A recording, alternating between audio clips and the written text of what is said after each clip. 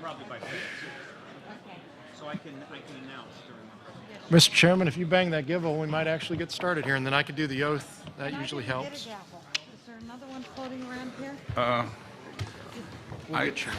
Oh, there, I had, I don't, I can. well, no, there's, hey, the one they gave me was missing right now. Yes, he had one in No, his but I've got bag. this one anyway. That's but- yours. Is it? Yeah. Okay. Well, They had handed me a different one, and this was here, so I started using it. Maybe this is yours. well, no, it isn't, but it's not, you don't have one. I don't, well, Well, one of us. we'll get one. This usually works. Okay. If I could have our four This witnesses hearing stand, has come- please. This hearing is in order. We've got our witnesses ready, and And gentlemen, if you could stand and repeat after me. I do hereby affirm I do hereby affirm that I will tell the truth I will tell the truth and nothing but the truth and nothing but the truth to this committee today. to this committee today. Thank you, Mr. Chair. so could the timekeeper give me an indication of the time that's appropriate for the witnesses? 10? 10-minute opening I'm sorry, the minister For from the opening Canada has statements. 20 minutes for his opening statement. Oh, okay. The others have a maximum of 10. Oh, okay. So, Mr. Bassett, if you would begin, you have 20 minutes. No, 10 minutes.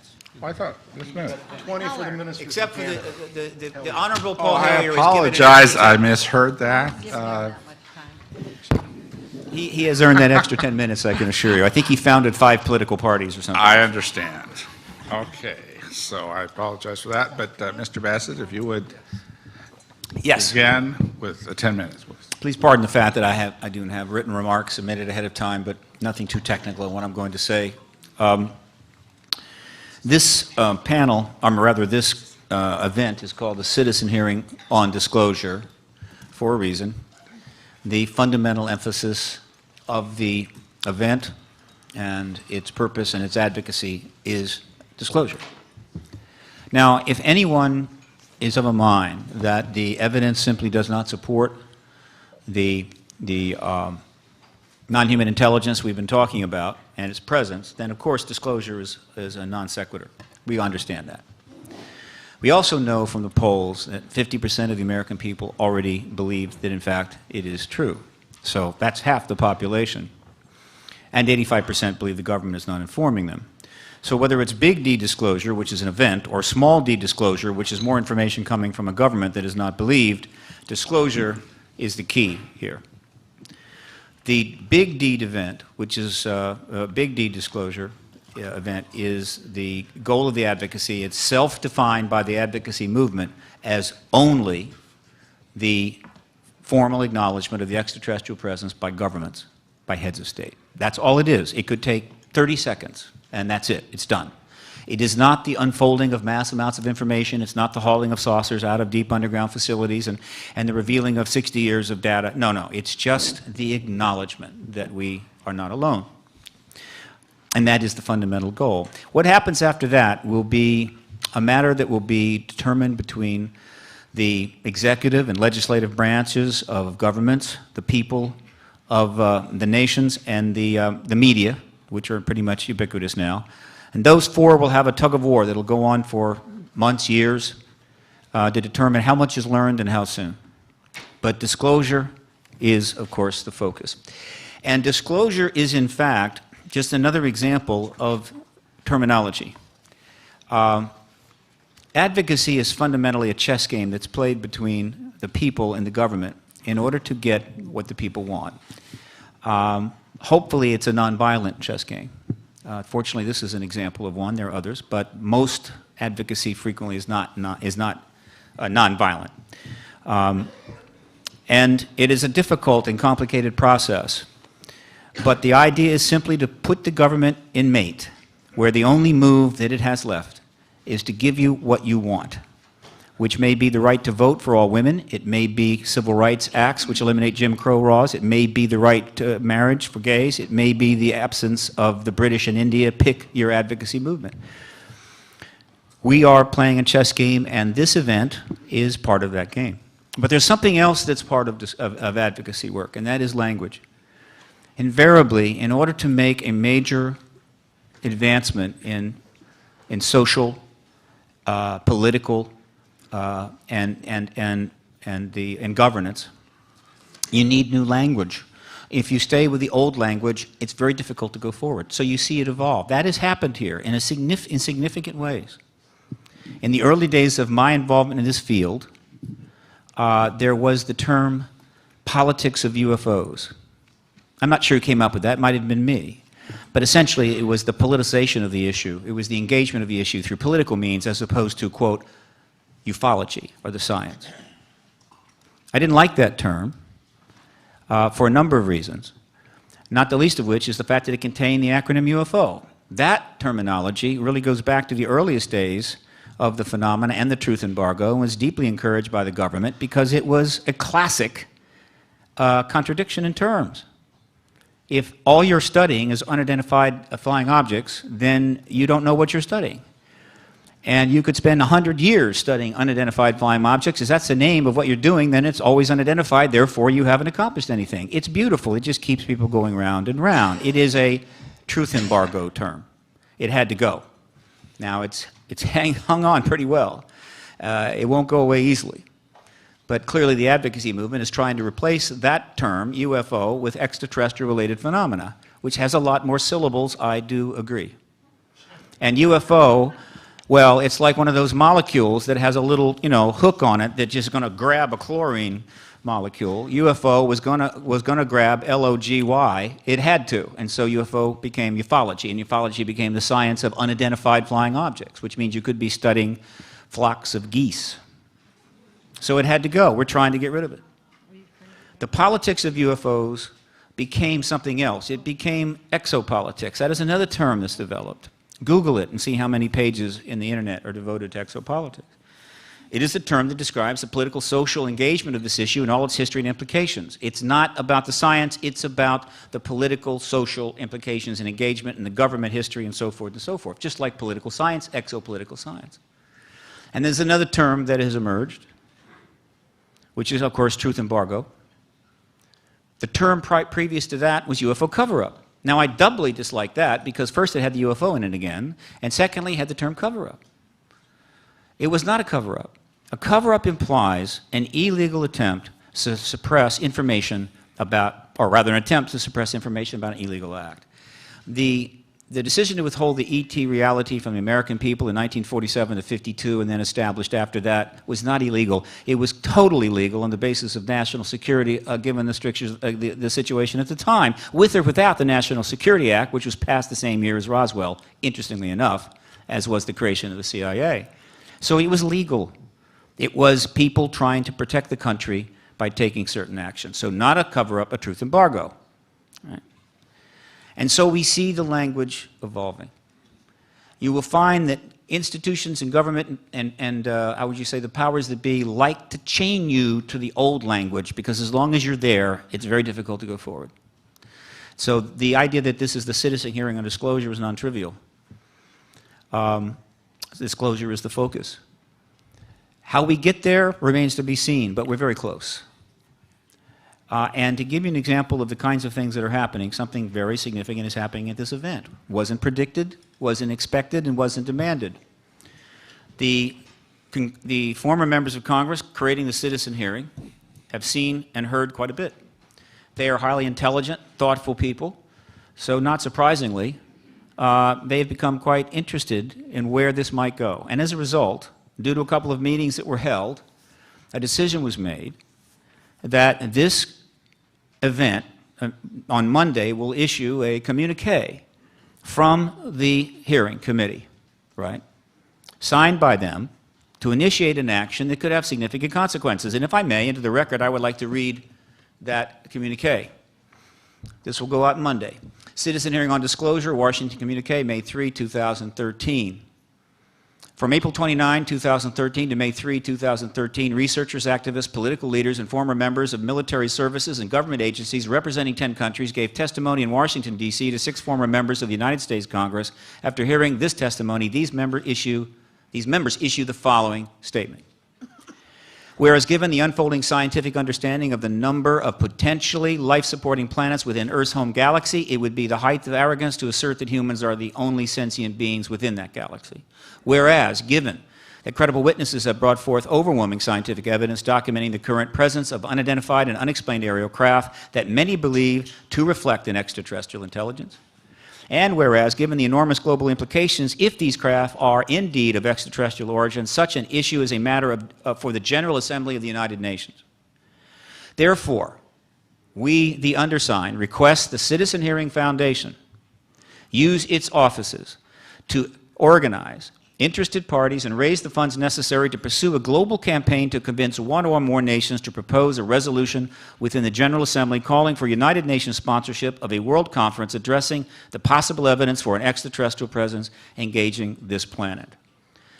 We, the undersigned, pledge our support for this effort, and it is signed Congresswoman Carolyn Kilpatrick, Congresswoman Darlene Hooley, Senator Mike Gravel, Congressman Merrill Cook, Congresswoman Lynn Woolsey, and Congressman Roscoe Bartlett are unable to sign and due to post-employment restrictions on congressional members and officers because they have only been out of office since January, and they are not allowed to sign matters which have direct or indirect implications to foreign nations or the UN for at least 12 months.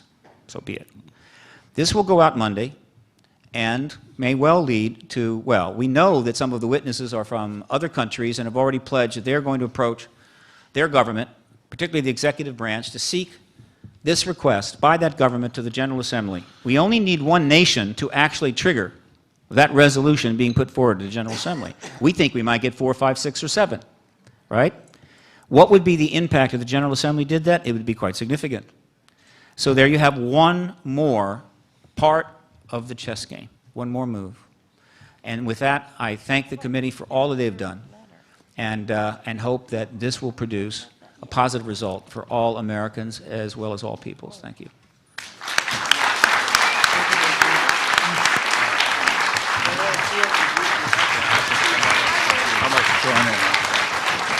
Come on.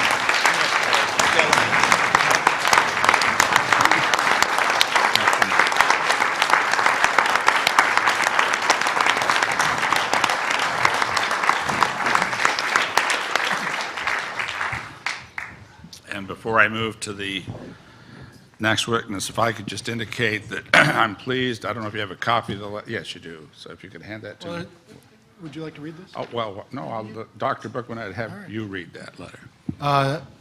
There's not just one letter that the committee created. We also have all 6 members who've signed this because it does not deal with a foreign government. It deals with the Veterans Affairs Administration and is also addressed to the President of the United States. We're all 6 members of this committee, and I won't take the time to read it. You're welcome to come up later. Basically demand that Jim Pennison and Airman Burroughs be granted their medical records from this government.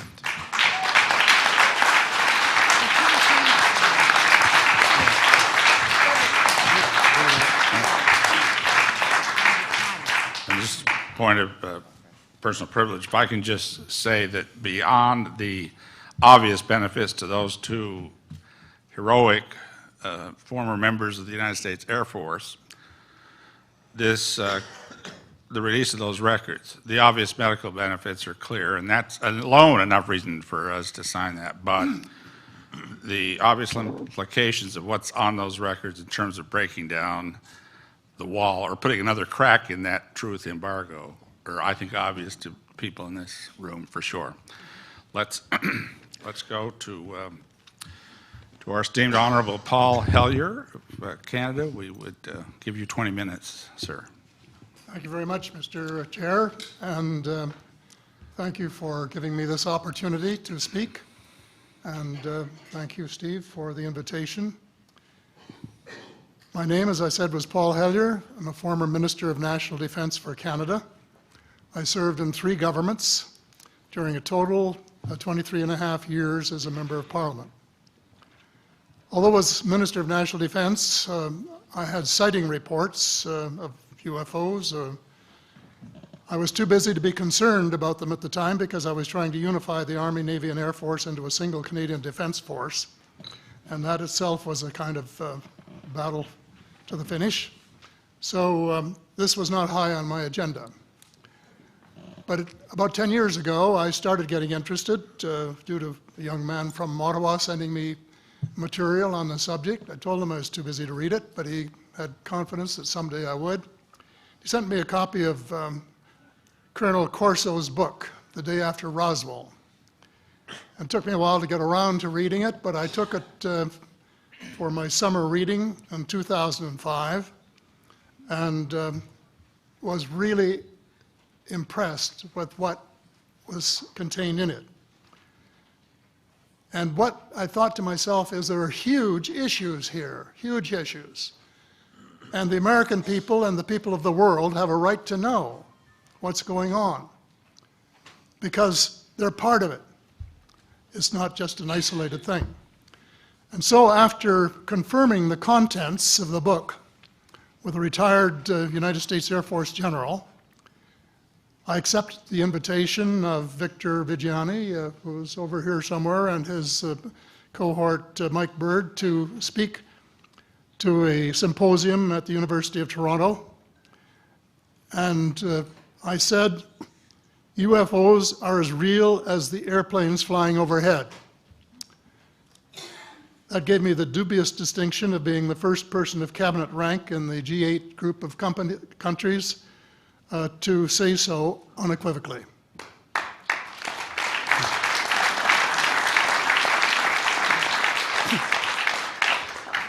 Since then, I've learned a lot from many sources, including a number of the fantastic witnesses that we have heard these last 4 days. They were so outstanding, I was just really blown away with them, the amount of information that was available.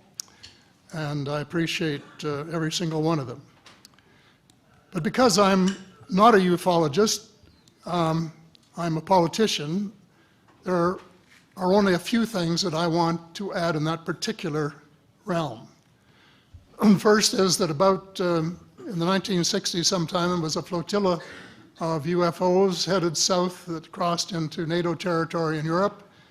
And the commander-in-chief of the Supreme Allied headquarters in Europe was naturally very shaken. Fortunately, or maybe divine providence, before the panic button was pushed, the flotilla turned around and headed back north. Obviously, they had thought maybe they were Russian and they were very concerned about it. Anyway, an investigation was launched into this whole subject, and a document was prepared which concluded that at least 4 species had been visiting Earth for thousands of years. And this is my own view at this stage as well. So, except for that, there are just a couple of things that we've talked about that I'd like to refer to. And one was that we were referring to them as they until this morning when Linda Moulton Howe, I think she was the first one, actually named 3 different species. I have brought my latest book called Light at the End of the Tunnel, A Survival Plan for the Human Species, as an aide-memoire, and I name 5 different species here. I'm aware of more now. As a matter of fact, I saw a document just a few days ago that mentioned 20. And I think you, Mr. Chairman, were interested in some of the places they might come from. And I have in here Zeta Reticuli, R-E-T-I-C-U-L-I, Reticuli, the Pleiades, Orion, Andromeda, and the Altair star systems. So I don't think we can any more refer to them as they, because they're not an amorphous mass. They are different species and consequently may have different agendas. I don't think we can say that they all have the same agenda any more than we could say that the United States, China, and Russia had the same agenda. Our real interests may be very similar, but as of now, our perceived interests are still quite far apart. One more observation before I begin what I want to say, and that is that we spent quite a bit of time talking about the 66-year-old cadavers. And I was glad to have Linda this morning finally say that there are live ETs on Earth at this present time, and at least 2 of them probably working with the United States government. The other species that I learned about not too long ago was called the tall whites. And this is when Paula Harris broke the story just a few years ago. And through her good offices, I had the chance to talk for about 3 hours with former Airman Charles Hall and listen to this absolutely fascinating story of how he was working with, first of all, he was scared out of his skin, but after that, when he got to know them, how he was working with, and finally they became to trust each other and have a good working relationship with the tall whites at the gunnery range at Indian Springs in Nevada. And these tall whites were living on United States Air Force property and working in cooperation with the United States Air Force and sharing technology with them. He wrote a book, incidentally, called Millennial Hospitality. There are 4 different versions, but Paula says that Millennial Hospitality number 2 is the best. I think that's the one I read, and it's a very interesting read if you want to sort of get inside the problem of what it's like to bump into these people floating across the terrain in the desert. Well, enough on that for now. My interest is in full disclosure. And my only caveat is I think probably I would say 95 to 98% full disclosure. I know of 1 or 2 things that I'm not sure should be in the public domain, at least yet. They will be someday, I'm sure, but not maybe immediately. But just as children survive the idea of the Tooth Fairy and Santa Claus when they become adult, I think that tax-paying citizens are quite capable of accepting the new and broader reality that we live in a cosmos teeming with life of various sorts. The fact that some other civilizations are more advanced than we are may be humbling, but that could be a necessary step in our survival.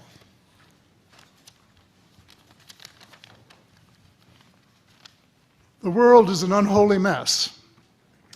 We have it best until the end of this decade. In my book, I said we have 10 years to stop global warming if we don't want it to be beyond the point of no return.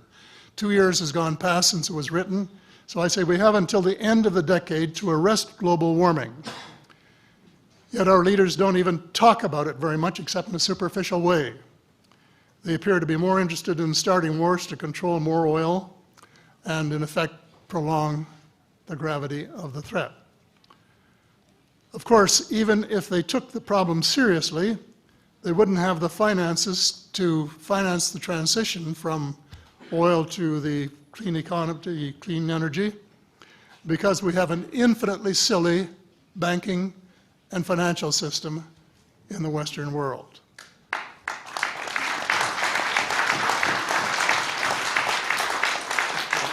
And the United States Congress, I regret to say, is partly responsible, and I'd be glad to elaborate on that later if you're interested. And finally, they need the technology for clean energy. And it exists, and it's being kept secret by the same vested interests who control our destiny. Who are these vested interests, and what are they up to? Well, Senator, you were talking about a military junta.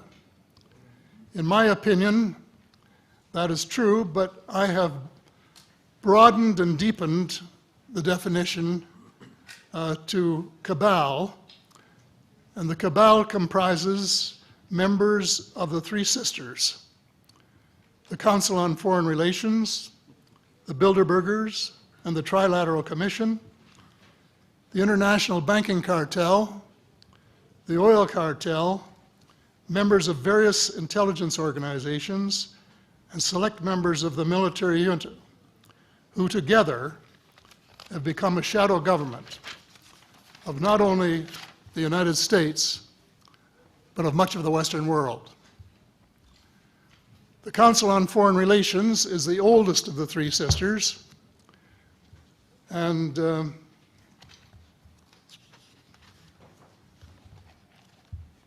as early as October 1940, years before Germany surrendered to the Allied armies and to vaporize Hitler's vision of empire, the Council's Economic and Financial Group drafted a memorandum outlining a comprehensive policy, quote, to set forth the political, military, territorial, and economic requirements of the United States in its political potential leadership of the non-German world, including the United Kingdom itself, as well as the Western Hemisphere and the Far East. The Council made absolutely no effort to disguise,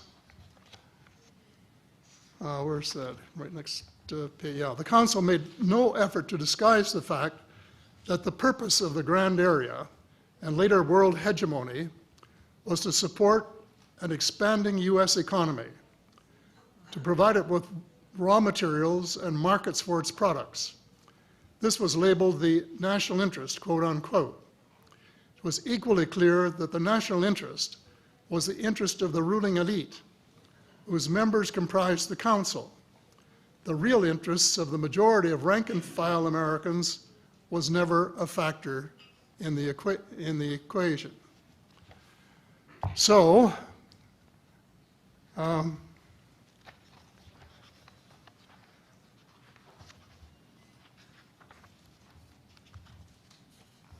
David Rockefeller, who was a member of all three of the sisters, is quoted as saying this at a meeting of the Bilderbergers in Europe. We are grateful to the Washington Post, the New York Times, Time magazine, and other great publications whose directors have attended our meetings and respected their promises of discretion for almost 40 years. It would have been impossible for us to develop our plan for the world if we had been subjected to the lights of publicity during those years. But the world is more sophisticated and prepared to march toward a world government. The supranational sovereignty of an intellectual elite and world bankers is surely preferable to the national autodetermination practiced in past centuries. He, of course, pretended he didn't say that, but the witness this is reported by Daniel Estulin, a thoroughly reliable reporter who has written the true story of the Bilderberger Group. And if you want to really get inside of what's been going on there for this long time, that's a good place to go. So anyway, you hear what Mr. Rockefeller said, and so there you have it. The aim of the game is a world government comprising members of the cabal who are elected by no one and accountable to no one. And according to Mr. Rockefeller, the plan is well advanced.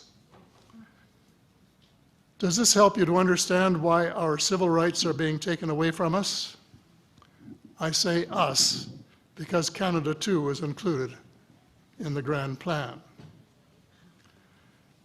A giant leap in the wrong direction followed the end of the Cold War.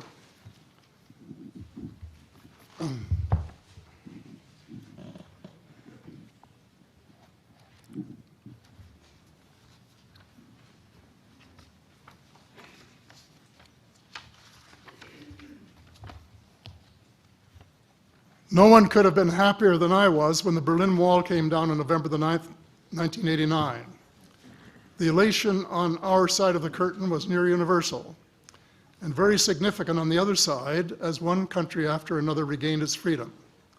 Nearly everyone believed that it was the dawn of a new era of peace and prosperity for people everywhere.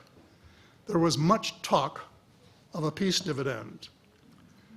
The prospects were dazzling in their scope and diversity. It was a unique and God-given opportunity for a new, braver, and fairer world. We blew it. We blew the chance of a lifetime to do good things. A small group of zealots undermined our golden opportunity to pursue peace, not war, and little did we dream that they had a vastly different vision of the new world order. Their plan, which is now commonly known as the Project for a New American Century,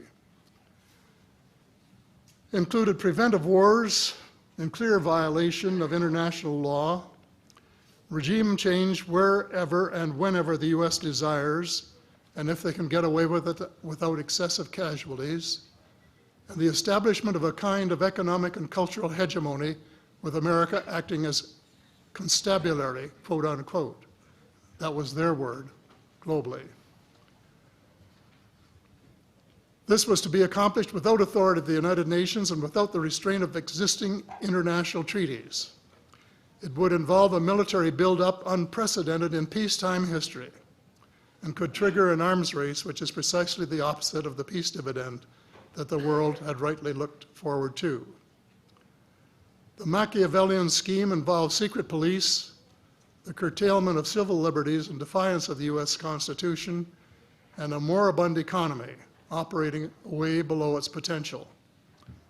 Exactly those features for which the Soviet Union was held in contempt.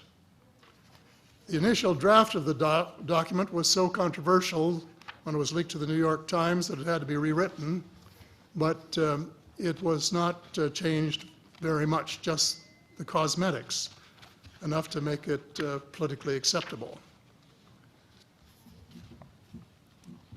So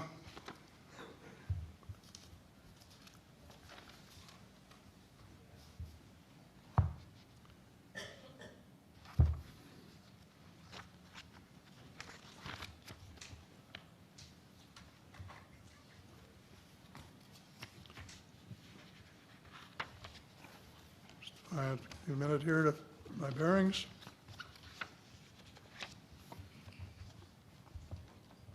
The document said this: well, it may have been easy to persuade President Bush to abandon his stated policy of not getting America more deeply involved in international affairs, but persuading the American people would be more difficult. Sophisticated Americans would question such a giant sea change in policy. The authors of Rebuilding America's Defenses, Strategy, Forces, and Resources for a New Century recognized this difficulty from the outset because their document contained the following sentence. Further, I'm quoting, further, the process of transformation, even if it brings revolutionary changes, is likely to be a long one, absent some catastrophic and catalyzing event, like a new Pearl Harbor. Well, it wasn't too long before they got their catastrophic and catalyzing event. Terrorists struck the World Trade Center in New York and the Pentagon in Washington on September the 11th, 2011. Incidentally, they have removed the sentence about Pearl Harbor in the document that you could now get if you went to the internet to find it. Almost the whole world mourned. Canada mourned. The overwhelming majority of Muslims condemned the treacherous attacks. My sympathy for the friends and families of the injured and dead was genuine and unwavering to this day. My sympathy for the U.S. government began to grow a bit thin, however, when I heard President Bush cite the reasons for the attack. And I quote, "Why do they hate us?" he asked rhetorically in an address to the Congress. "They hate what they see right here in this chamber, democratically elected government. Their leaders are self-appointed. They hate our freedoms, our freedom of religion, our freedom of speech, our freedom to vote and assemble and disagree with each other." I felt sad when I heard the President's word. I assumed that he believed what he was saying. But if that were true, he was profoundly ignorant of the real thoughts and feelings of people in other parts of the world. If he wanted to hear the truth, he should have listened to Osama bin Laden, who was well informed concerning the origins of the kind of fanatical hatred of the United States which has led to such treachery. This is his version of events. Every Muslim must rise to defend his religion. The wind of faith is blowing, and the wind of change is blowing to remove evil from the peninsula of Muhammad. Peace be upon him.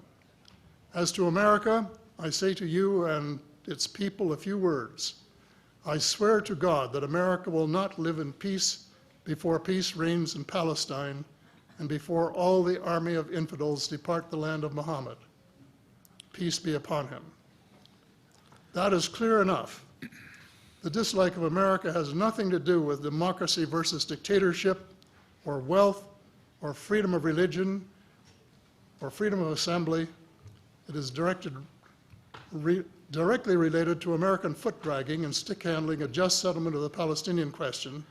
Mr. Hellyer, I'd hate to interrupt. Time has expired, but I'm very happy if the panel has no objection to allow another minute or two to finish your statement. How much time do you think you need to finish it? I think probably somewhere between 1 and 5 minutes, most. I think we'll give you 2 minutes to finish your statement, as much as I'd like to grant more. Thank you. Okay. In short, American foreign policy was the root of the conflict. So here we are more than a decade later fighting another war that can't be won. There is no country on earth powerful enough to protect its citizens against fanatical hate, as we learned from the Boston Marathon. And the mere attempt to pursue the impossible pits neighbor against neighbor and the state power structure against everyone. All of the freedoms won by the millions of men and women who fought and died in World War II are being flushed unceremoniously down the drain. The only hope of peace is a negotiated settlement. This will require a paradigm shift in American attitudes. It involves a de facto renunciation of the plan for a new American energy and the adoption of a pledge of cooperation with all humankind to build the kind of world which we are collectively capable of. Young people everywhere need to be challenged by a noble cause. They need to be involved in arresting global warming, creating a banking system that is just and sustainable, and lead the way in the transformation to the new reality that we have to live in harmony with our celestial neighbors, as well as seeking peace on earth. In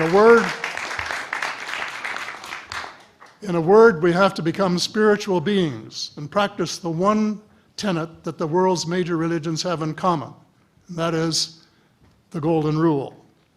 In this field, too, and I just want to read one paragraph at this time, if you'll allow me, Mr. Chair. Well, we will allow that, but there's only about 30 seconds, so I hope you can conclude it with that statement. Fast. Thank you. This is from the late Dr. John Mack, an American secular Jewish psychiatrist who became a world leader in interviewing abductees, or experiencers, as he called them, came to this conclusion in a startling book, Passport to the Cosmos. Quote, although the aliens are not themselves gods, their behavior is sometimes anything but godlike. Abductees consistently report that the beings seem closer to the Godhead than we are, acting as messengers, guardian spirits, or angels, intermediaries between us and the divine source. Thank you. Thank you very much.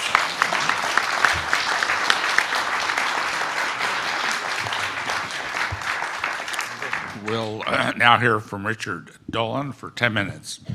Thank you, distinguished members of the committee. And let me just say it's been an honor for me personally to be here with you all week, to be able to give statements to you and to chat with some of you privately as well. Regarding disclosure, I have often felt that disclosure on the matter of UFOs and ETs, possible extraterrestrials, is a paradox. It's impossible, but it is inevitable. It's impossible because there is no political motivation for it. It's inevitable, however, because our leaders are not the only factor in this equation. There are other beings, after all. But mainly, I would say there's us, the people, who are going through this greatest social, cultural, and especially technological transformation in the history of humanity. In fact, I would say that we are the game changers. Someday, and it won't be too long in the future, something is going to force someone's hand. It could be a major sighting. It could be a major leak. Something. Something that can no longer be denied. After all, we are fast approaching what experts in artificial intelligence call the singularity, when computing intelligence exceeds our own. In such a future, I ask you, can we really think we will still be stuck in neutral on this issue? Something will force the president's hand. He or she will finally hold that long-awaited press conference and make that bombshell statement. It might go something like this.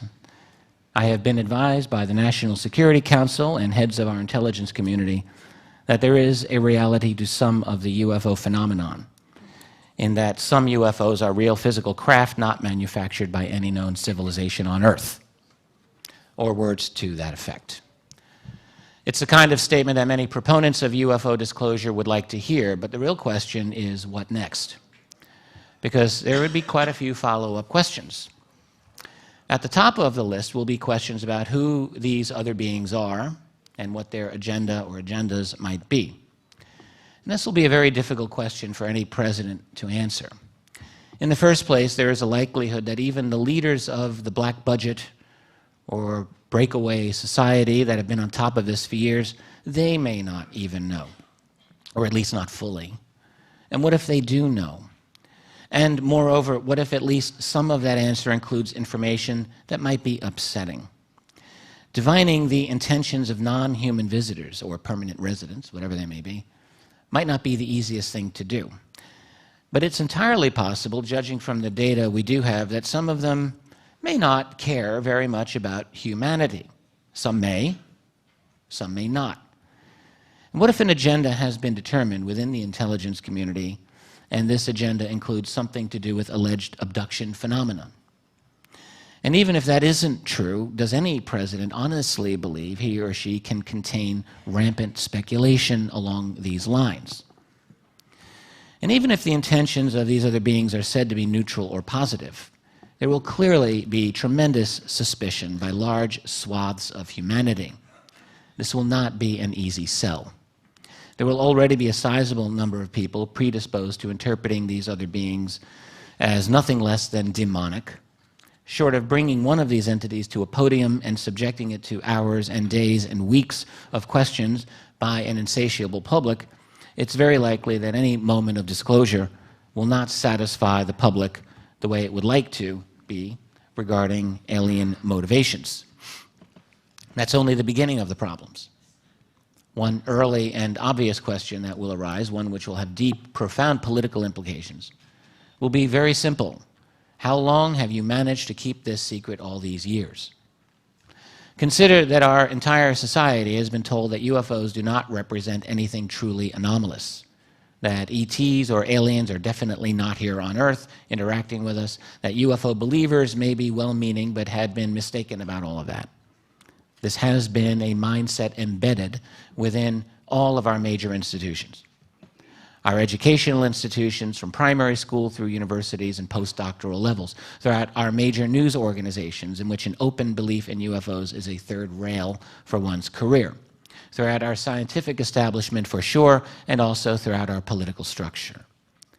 Political careers have been destroyed, or at least severely undermined, by the UFO taint. Remember what happened to Dennis Kucinich in 2008, after it became known that many years before he had seen a UFO. Never mind the fact that the two witnesses he had been with came out and corroborated the sighting. They saw the same thing. All of these institutions and others have treated the UFO topic as nothing more than a joke, something suitable for immature minds. Can it really be that the professors throughout the United States uniformly have dismissed this phenomenon without any cooperation from the intelligence community? Ditto the world of science, politics, and media. Well, no, not when the most modest amount of research shows strong intelligence community influence over all of these institutions. In other words, people will see very clearly that the national security apparatus has created a global culture that has suffocated the truth.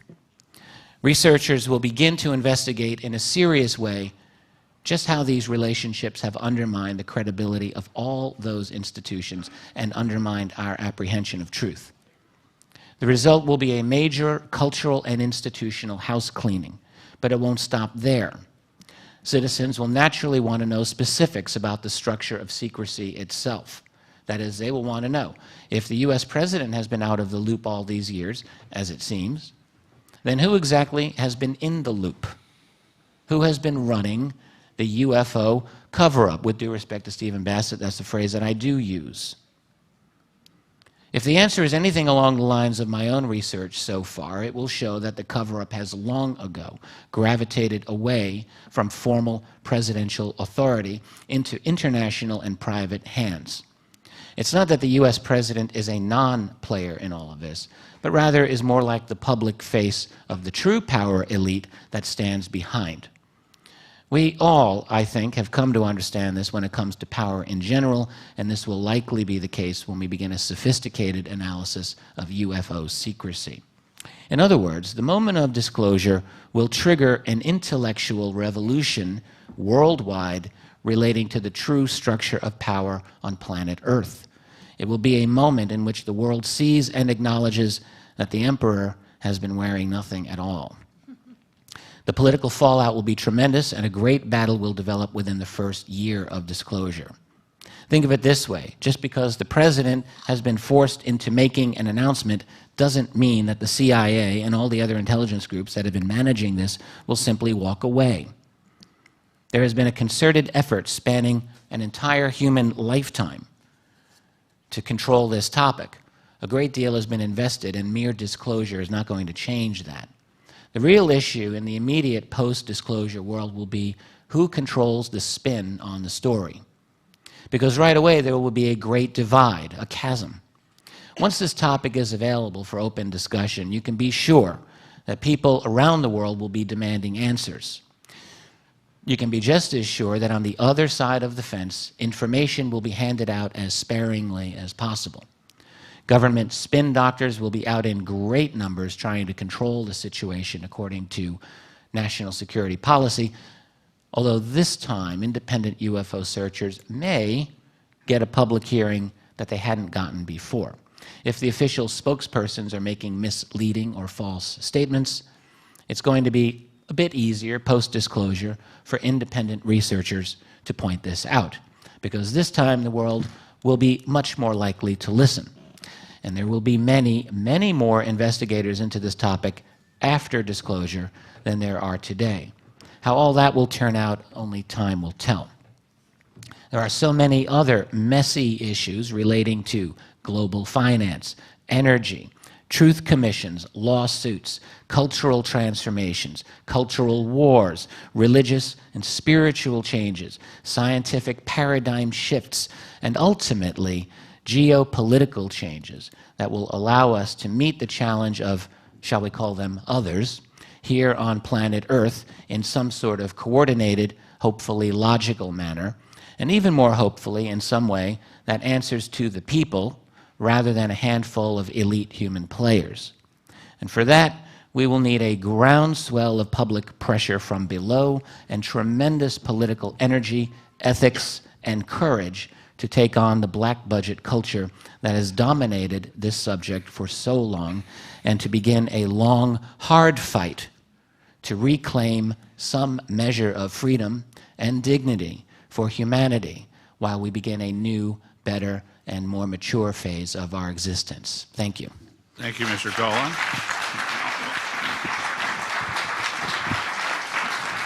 Now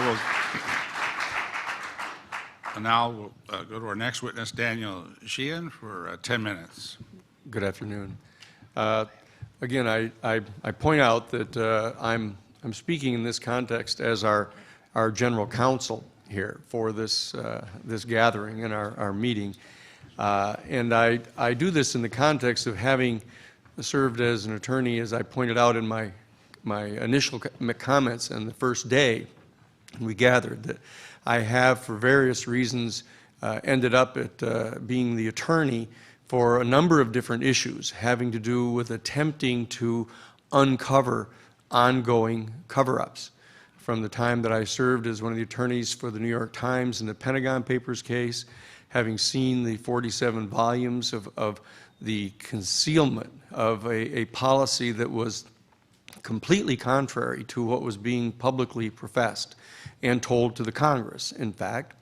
And then I ended up being counsel in the Karen Silkwood case, uncovering the fact that, that our Central Intelligence Agency was smuggling 98% pure bomb-grade plutonium to Israel, et cetera. I pointed out at the beginning of this conversation this week.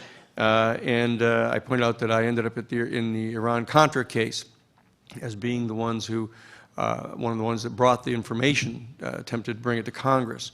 And I want to point out here, just at the very top of my conversation, to repeat the reaction on the part of Peter Rodino, who was the chairman of the House Judiciary Committee at the time, when the information concerning the off-the-shelf, self-financing covert operations enterprise that had been set up by the chief of covert operations for the Central Intelligence Agency, Theodore Shackley, under George H.W. Bush, that when he was told this by Scott Armstrong, one of his trusted confidants, that Peter Rodino's response was, my God, Scott, I've been telling people for years that if they didn't like the way that our American policy was going, that they should write a letter to their congressperson.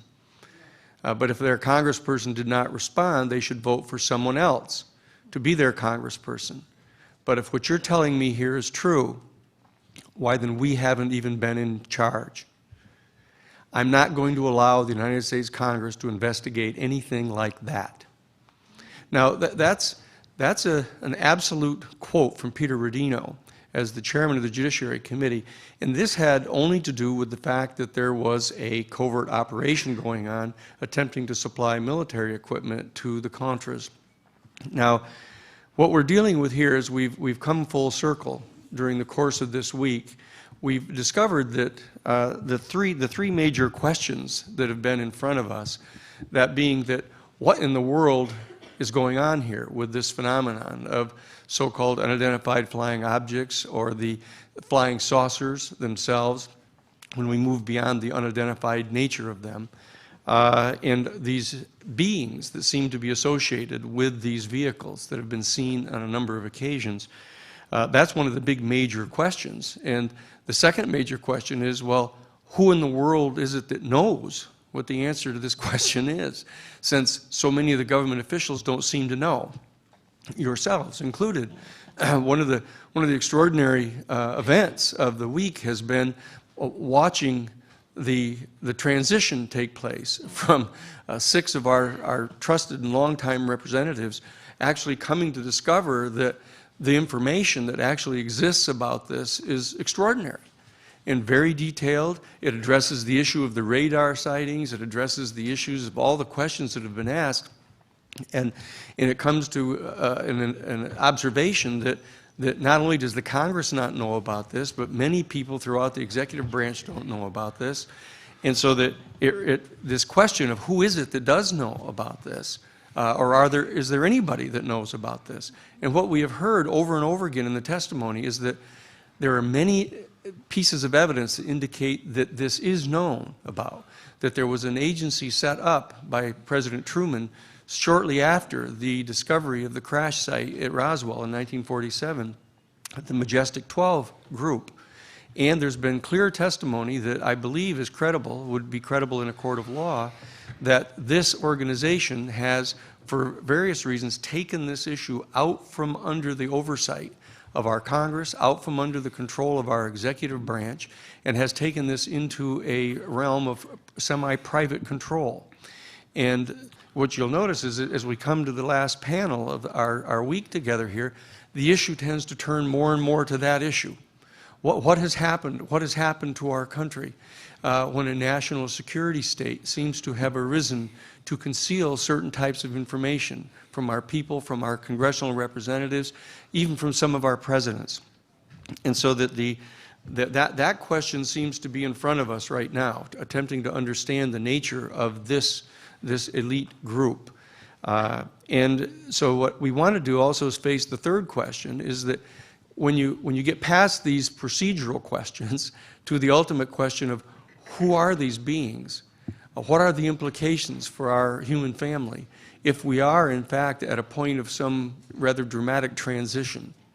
And I believe that what we're going to be experiencing in the very near future has been foreshadowed, as I mentioned earlier, by the position that's being taken by the Catholic Church in the Vatican, that they are very clearly attempting to move into a position of utilizing the increasing discovery of more and more planets on which they are more and more confident that life is going to be discovered, and that they're going to eventually not only recognize that at least microscopic life has been discovered, but that a civilization has been discovered, and they're going to begin by pointing out that it's okay because they're very far away. We've discovered them, we've found the information, but they're very far away, and they're going to engage in a process of feathering this consciousness into our people, and that they're only then going to point out that this civilization seems to be a highly developed technological civilization, and we will then reveal the existence of communication mechanisms that we have developed, whereby we can have a longer range diplomatic type of negotiation with this civilization. And they're going to say, let's not turn to the past. Let's not reflect upon all this information and evidence that's been around for a long time, that they seem to be here. We've known about it. There's been concealment about this. There may be concealment of certain technology that they've made, we had available to us. Just as was said by the Obama administration, let's not look back at George W. Bush's administration. Let's not review the question of the torture and the lying to the Congress of the United States to get us involved in this. Let's not do that. Let's look forward and be constructive. That's how we're all trained. And what I'm saying is that I think we've come to try to share some of that consciousness here this week. What can we do to look forward to this? And that's why the resolution that's been put forth here to try to reach out and have a set of conferences sponsored by the United Nations General Assembly, start to reveal this information so we can participate in this, to avoid a dialectical confrontation between the people of our country and this national security state apparatus, some of the details of which have been pointed out here in our final panel. And I share in that wish to have this done constructively and peacefully, and I believe that we can do that. And I believe that you, as former members of Congress, recently retired, the reality is that if the 6 of you go and sit down with various people in Congress, not to expect that they're going to change overnight and say, oh, look, let's have a hearing on this and expose it to our people. But the fact that you have come to discover just this week so much more than you ever knew was going on, that you are experts at trying to share this information with people in your regions of the country. And we have from all different parts of the country, from Alaska to California to other states of our country, right, in the south of our country and in the Midwest of our country. We can, if you will reach out and try to talk with your people in your own districts about this issue, to take upon yourself that risk of the potential ridicule, the potential criticism. The question you've been asking yourself, all of you, what am I going to do now? What am I going to do now that I have left the Congress? Am I going to continue to represent the people in my district? Am I going to attempt to educate them? Because if you have come to the same conclusion that I came to when I was given the privilege of representing Dr. John Mack, if you've come to the same conclusion that I have, this is one of the most important issues that you've ever encountered in your life. And you are the most skilled people to go and share this with your own constituency and reach out and help us. Okay, And that's what we're asking for you to do. Thank you for your statement, Mr. Shan.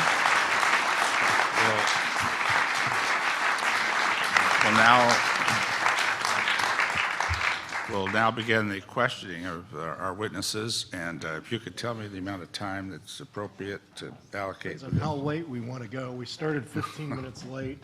If we go till 5:15, that's a half an hour. If there's Which 5 would of give us, I believe that's us 6 5 or minutes. 6 minutes each. And then there'll be There's closing also remarks. time for. We'll be done about 5:30. So I understand, yeah, there will be closing remarks. In addition. Senator, and are there additional closing remarks? Is everybody made? okay going till 5:30? Well, let me just ask a couple of questions first. Are there additional closing remarks from either Stephen Bassett or Mr. Bassett and Mr. Paul Hellier, closing remarks. Hellier? And Jesse Marcel. And Jesse Marcel. There's a... Very brief. Sure, okay. And so, let's see, what time is it now? Quarter till. Okay, let's hold our questionings to 5 minutes if we could. And then we'll have time for our closing statements, which will be from each of the panel members, I take it, plus the ones you just Plus mentioned, 3 Mr. witnesses. Bassett, 3 additional people. If that's satisfactory with everybody on the panel, or if any objections, we'll move ahead. We're going to change the order. We're going to start with Dr. Bookman. We're just going to work our way down this way, just so, you know. Gentlemen, while you were speaking, I went to whitehouse.gov, where there remains this statement. The United States government has no evidence that any life exists outside our planet or that an extraterrestrial presence has contacted or engaged any member of the human race. In addition, there's no credible information to suggest that any evidence is being hidden from the public's eye. I assume that if I were to ask the gentlemen and women of this committee to vote on whether they would agree with that statement as a premise on which to base their future lives, that answer would be perhaps no. Is there anybody in this room who would support that statement? Here's your opportunity to stand up for our White House. Anyone, stand up for the White House. The problem is that outside of this room, virtually everyone else in this building would agree with that statement.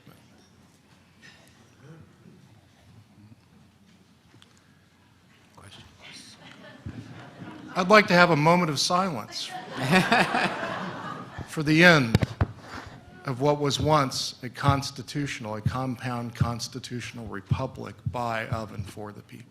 It has died. It's gone. May I speak to that? How do we get it back? I'd like to toss out another possibility.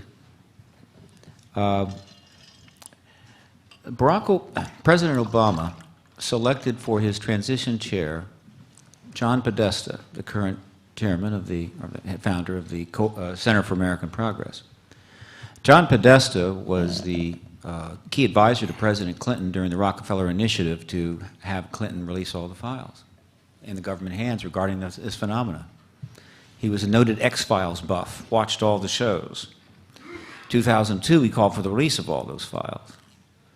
Like, you must have known what the impact of that might be. He called for the release again in 2003. And then President Obama appointed him the chair of his transition team. And of course, he was, by the way, when they released the logs of the visitors, I think it was the first 90 days of visitors, he was the most present visitor to the White House in the first 90 days. I'd like to suggest another possibility. Purely speculation. I'll give you understand? 1 minute, Thank and then you. I have another question. Okay. I think that President Obama is well aware there's an extraterrestrial presence. Admitted he was probably tipped off by John Podesta. But he can't do anything about it.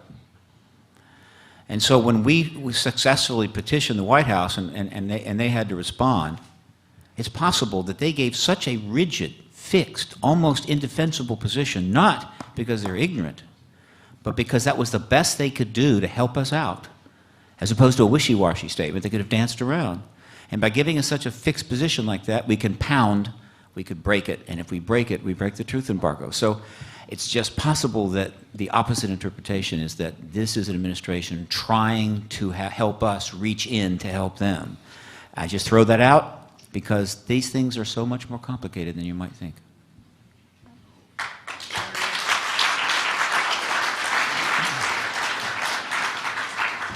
Would have loved to have seen John Podesta as a witness before this committee. Oh, yes. Mr. Dolan, we've had this conversation before, and I think it might be helpful to the committee too. How many crashes do you find credible, roughly? I've never bothered to tally them up. There are a couple of very good books, studies that have been done, one by a gentleman who's here, Dr. Kevin Randall, another by Ryan Wood. How many do your colleagues generally, as you look at their materials, have you concluded? I don't think 10 would be outrageous. Okay, so maybe 10 craft have been recovered, 10 crashes. Let's talk about those 10. we assume that we're not the most enlightened, caring, loving folk in the galaxy, I gather. Is there any evidence that the colleagues of these crashed extraterrestrials have come looking for them or attempted to recover their crashed technology, or their brothers and sisters who might have been held in captivity, no matter how comfortable here? Well, all we're dealing with are leaks and more leaks and stories and claims. It would not be illogical. There have been claims that have been made. Proving these, getting corroboration is another story. I couldn't say. And with that, I see my time is up. Thank you. Yes, Representative Woolsey. Thank you. I think we should shorten this as best we can, except for the Honorable Paul Hellyer. You guys have said the same thing over and over. So we don't have a whole bunch of new questions on this one. One question one thing I'd like to say to Paul Heller is, I think we know the answer about who knows about this. When you two guys brought it up, and I think Mr. Heller answered it for us. It's the three sisters. I mean, they know the industrial complexes, the oil cabal, the banking cabal, they know. They've been controlling this for a long time. So we know they know, and we know they've been controlling it. So our question is now, what do we do about it? I don't think it does a lot of good to go out and insult the people that are going to have to do something about it, but we can do more than we're doing, and we have to get money out of politics. One, we have to control the press. I don't mean control the press, what they can see. We have to expand the press so that 3 or 5 corporations don't own the communications in our country. We have to do something about our education system so that our students graduate knowing how to question, staying in school in the first place, but they have to learn how to question, they have to learn how to analyze, they have to make decisions that are in their own best interests, not in the best interests of the top 1% of the wealthiest people in this country. And we have to have economic justice. I mean, there's so much that we have to do in this country. And if we had a country that was not based on money and had a press that would speak truth to power and an educated public, we'd be demanding and wanting to hear everything that I heard this week from all of you. It isn't there, it isn't happening. And we just do, I mean, we have so much work to do. I mean, and then the question of what, well, my question is, what would it look like? Why would it be upsetting to get this information out? What does upsetting information look like? Well, Ms. Woolsey, if I might have something to say on that. I had a conversation with a gentleman who I will just say is of absolutely impeccable credentials, who told me of his personal knowledge of a briefing that was given to President Jimmy Carter back in June of 1977 on exactly this matter. Now, he doesn't know the details of what was said, but he does know that it was a briefing about the extraterrestrial presence. This was in June of 1977. It was the beginning of his first year. And at the end of that meeting, that the president was seen with his head in his hands, elbows on the desk, and weeping, or deeply upset. Something was told to him that was very upsetting. I asked this individual if he had any idea what it was. He did not bother to speculate. But I will say that I have another gentleman who was a senior cabinet member in the first Reagan administration, who similarly told of being taken for several weeks after he got his job to an underground facility to receive a briefing, and was deeply upset because, as he said to a trusted family member, I have a daughter, and I am terrified for her. So there's something going on in which this phenomenon is either threatening, or we might speculate beyond the control of the political powers that are officially supposed to be representing us. I suspect Well, both. it is beyond control. It's the three sisters that are running it. So, thank you. Thank you, and I'd like to direct this question to Stephen Bassett. Would it make any sense in the future work you're going to be doing in the Paradigm Research Group, and I'll mention this again in my closing statement, but I can't believe what a tremendous symposium, conference, whatever you'd like to call this, that you've conducted. It's been amazing.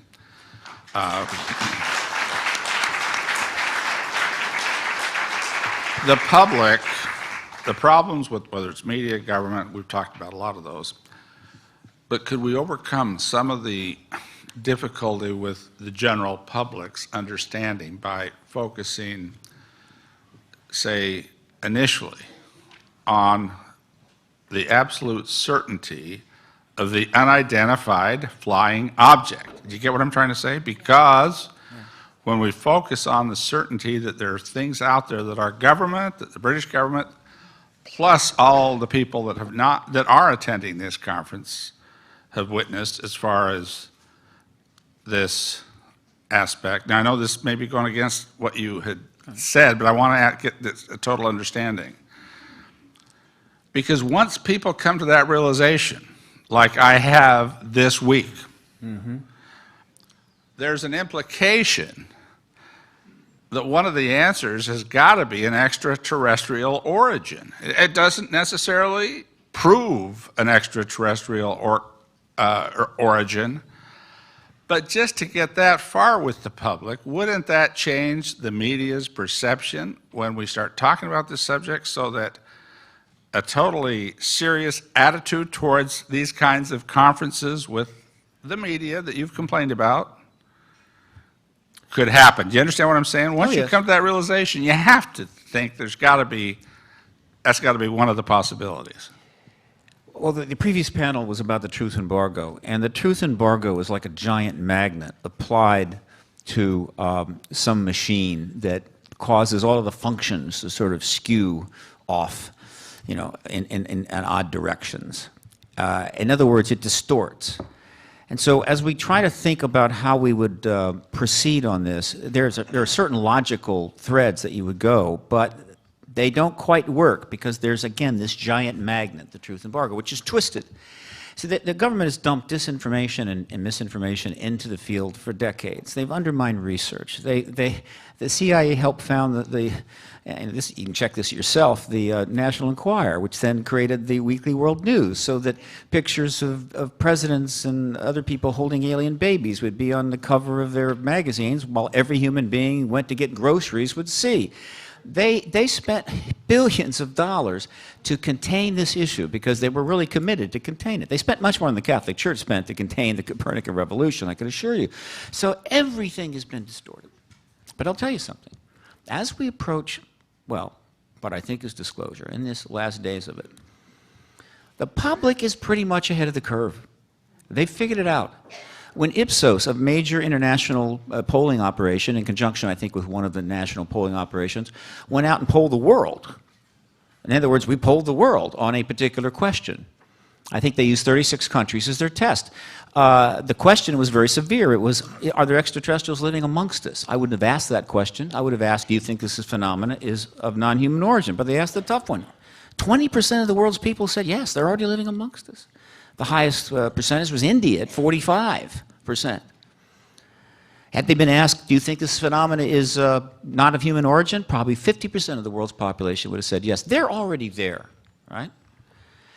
It's not the people. And I hate to do this. I'm going to reclaim I've only got Of less course. than a minute left, because I wanted to get to Richard Dolan to Please. say, what I'm talking about may look like baby steps to some, but I'd like your opinion, and given in less than a minute here, of whether those baby steps might overcome, not necessarily the problems with the public, is the way I said it, because you're right about those percentage people, but the media and government and the National Science Foundation that trashed some reports, and I guess that's what I'm asking you. And again, you've got about 30 seconds. Well, I don't know of a simple way to get around the National Science Foundation or the large media that we have. The only thing that responsible researchers can do is stick to the facts, not overstretch. And I think I will agree with Stephen in that it's really the alternative media, through public opinion, the alternative media is actually going to have a larger and larger impact as the years go by. And I really believe ABC, NBC, MSNBC, all of that are fast becoming irrelevant anyway. So now they're still relevant now, but give it another 10 years, we may see a very different situation. Oh, my time has expired. Let's go to Representative from Maryland. Thank you very much. I want to, for a few moments, dwell a bit on a problem that was mentioned by both Mr. Hillier and Dr. Bookman, that is the constitutional issue here. For the moment, we are the undisputed economic and military superpower in the world. We are a bit less than 5% of the world's population. We're about one person out of 22 in the world. And we have we represent about a fourth of the world's economy, which means we have about a fourth of all the good things in the world. How come? How come? We no longer have the best work ethic in the world. All you have to do is drive around and watch for people bending their back and sweating and working. You won't see very many white faces, and you don't see very many black faces. You see Hispanic faces. We no longer have the most respect for the nuclear family. This year, almost half our babies will be born out of wedlock. We no longer have the most respect for technical education. This year, the Chinese will graduate 7 times as many engineering students as we graduate. How is it then that we are so darn fortunate that we're the undisputed economic and military superpower in the world? I think it's because of our enormous respect, and we have a fourth of all the good things in the world. I think it's our enormous respect for civil liberties. There's no other constitution, there's no other Bill of Rights that protect civil liberties like ours. And I think, by the way, you've mentioned it, gentlemen, we are not a democracy. We have democratic process, but we are a republic. Benjamin Franklin asked. Yeah. There's a fundamental difference there. There's a fundamental difference there. I'm very concerned that because our government today so easily ignores the Constitution to do what they think are good things, that tomorrow, like some of the functions of our government that I think are extra-constitutional, if not unconstitutional, like ignoring the First Amendment requirement that the citizens have a right to petition the government for a redress of grievances, and there's a grievance that there's not been a hearing on this for a very long time. If the government can ignore the Constitution to do good things today, tomorrow they can ignore the Constitution to do bad things. Other countries have done it. When my ex-chief of staff, who is now my colleague, called me and asked me if I was interested in this and warned me that there was a big probability that a lot of people would relegate me to the lunatic fringe for coming here, I told her that the primary reason that I would come was that there's a serious constitutional issue here. The citizens have a right for their government to tell them what's going on here. And I want to thank both of you for bringing up this constitutional issue, because I think it is a very serious one. A government which ignores the Constitution to do good things today, what they think are good things today, can ignore the Constitution to do bad things tomorrow because they will rationalize that they are good things tomorrow. So thank you very much for your shared concern of this issue. And I yield back.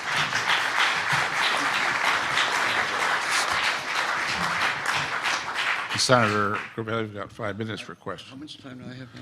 You'll have 5 minutes for 5 questions, and then whatever time afterwards, we'll start with you on closing statements. Okay, good, very good. What I'd like to do is ask Minister Hellier, you know, we all talk about the problem. In fact, that's all I hear is defining the problem.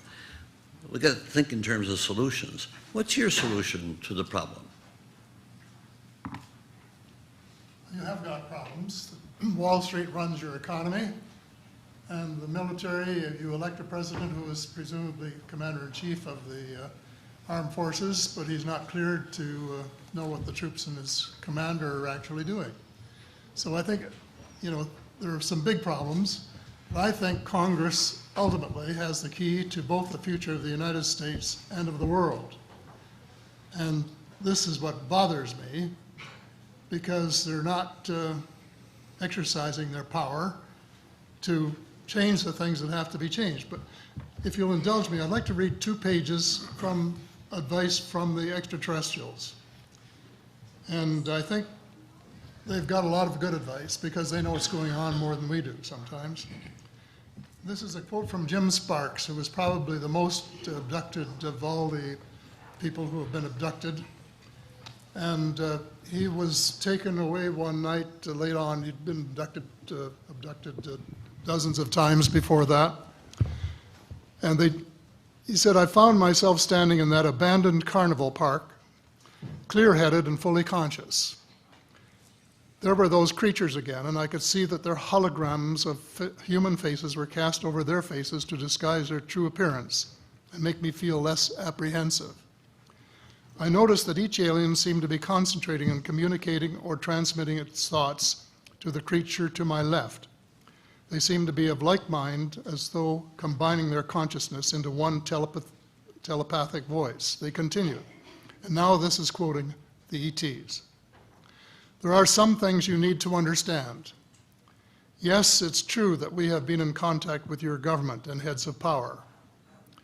It is also true that we have been It is also true that agreements have been made and kept secret from your people. It is also true that in the past, some of your people have lost their lives or have been badly hurt to protect this secret. Our hands had no part in this. We contacted your leaders because your planet is in grave trouble. Your leaders said the vast majority of your population wasn't ready for anything like us yet. So we made time agreements with your leaders as to when your people would be made aware of our presence.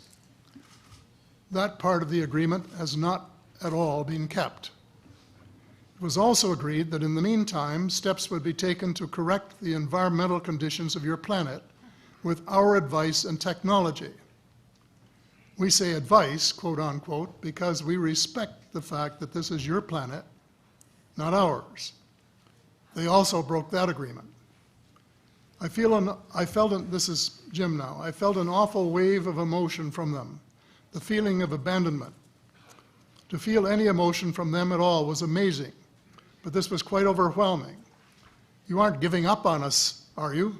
I asked. There was a long, silent pause, and I received the transmitted feeling of tremendous loss. Well, are you? I asked. No. I felt an immediate sense of relief, straight from my own emotions. But then the extraterrestrials again, your air, your water are contaminated. Your forests, jungles, trees, and plant life are dying. There are several breaks in your food chain.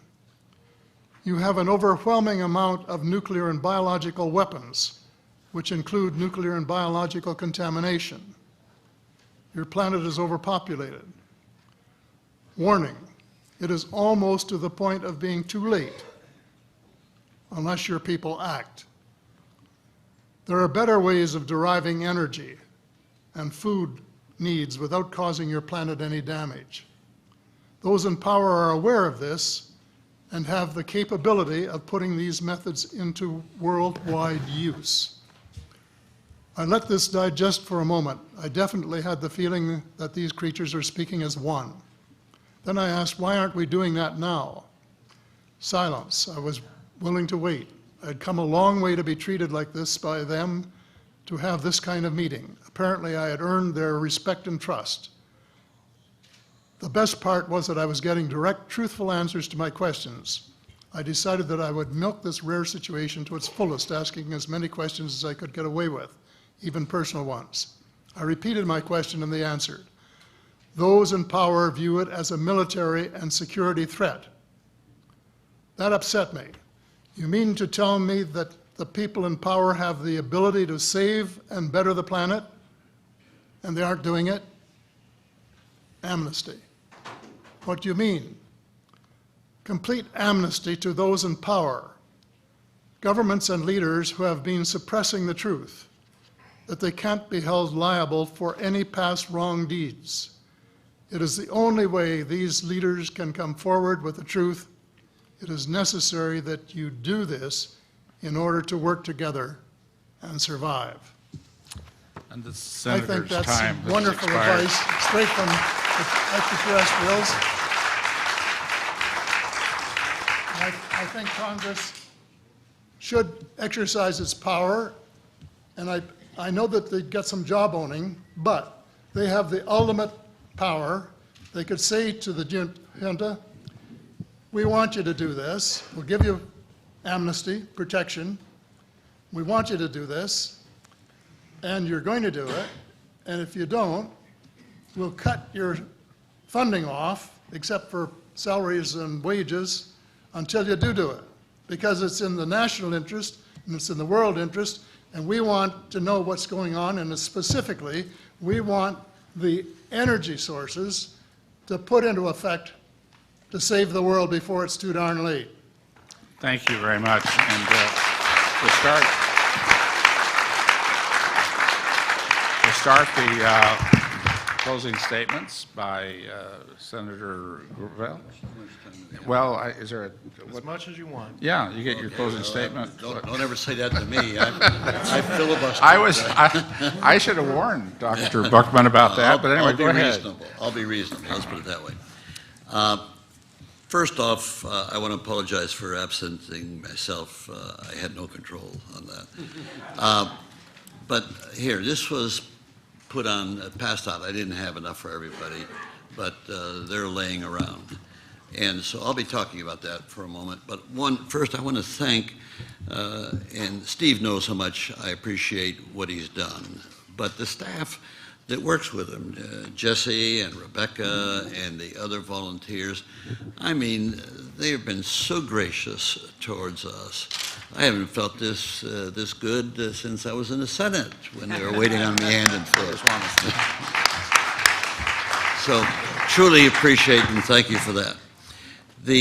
I want to, if I've sounded angry, I apologize for that, but there's a reason. I am angry, very angry, but I really want to point out that I love my country. I'm very critical of it because it needs to be criticized heavily. I consider myself a patriot, but I don't buy into, but first and foremost, and I used to end a lot of my speeches, and I lasted for 12 years, I am a citizen of the planet first and American second, and my priorities are on that way. Make no mistake about that. Now, when we're analyzing the problem, whether it's the extraterrestrial situation issue or the 9/11 issue, which of course ginned up the ability of the crazies to really go after the world, we have to start and be a little humble and say, hey, those of us that have held office for a period of time, you know, it's during that period of time that things have gone to hell. And when people say, well, you know, we ought to take back our country, we never had our country. If you read the Constitution that was passed in 87 and 89, the First Amendment, you know, we were putting in slavery for infinity. And if you look at, and if you, those of you that have this brochure, you look at all of our forebears that said the people should have the right to change their government. And that's based upon the Declaration of Independence, where all human beings are created equal. Well, 12 years later, they're in Philadelphia, and they're not creating all human beings equal. What they're doing is they're making a distinction that white males are the only equal ones, and if you have enough property, the rest. And so those who get married to the Constitution, they like to rip the Constitution apart. And then when you say about, obeying the Constitution, after the Civil War amendments, which really fundamental is the only improvement made in the Constitution of size because it expanded the franchise. And if you look at the amendments, the rest of it are just housekeeping. And so from the Civil War on, we had 90 years where, 12, 13 states were in total violation of the Constitution of the United States, and nobody gave a darn about it. And the political parties were all part of the conspiracy. So when you advance from there to here and look around and see how our scientific advancement has been so explosive, and we are stuck in a system, a structure of governance that's 250 years old that is totally irrelevant to dealing with our problems that we face today. And then so we look at, say, oh, we're going to go to the Congress. I got to tell you, I've said that earlier in the week, it's a dead letter, and you, hold your breath, it's never going to happen. And it's not that I'm demeaning the Congress, I've been there, and I'll tell you that they don't have the power that you think they have. It was always... They won't use it.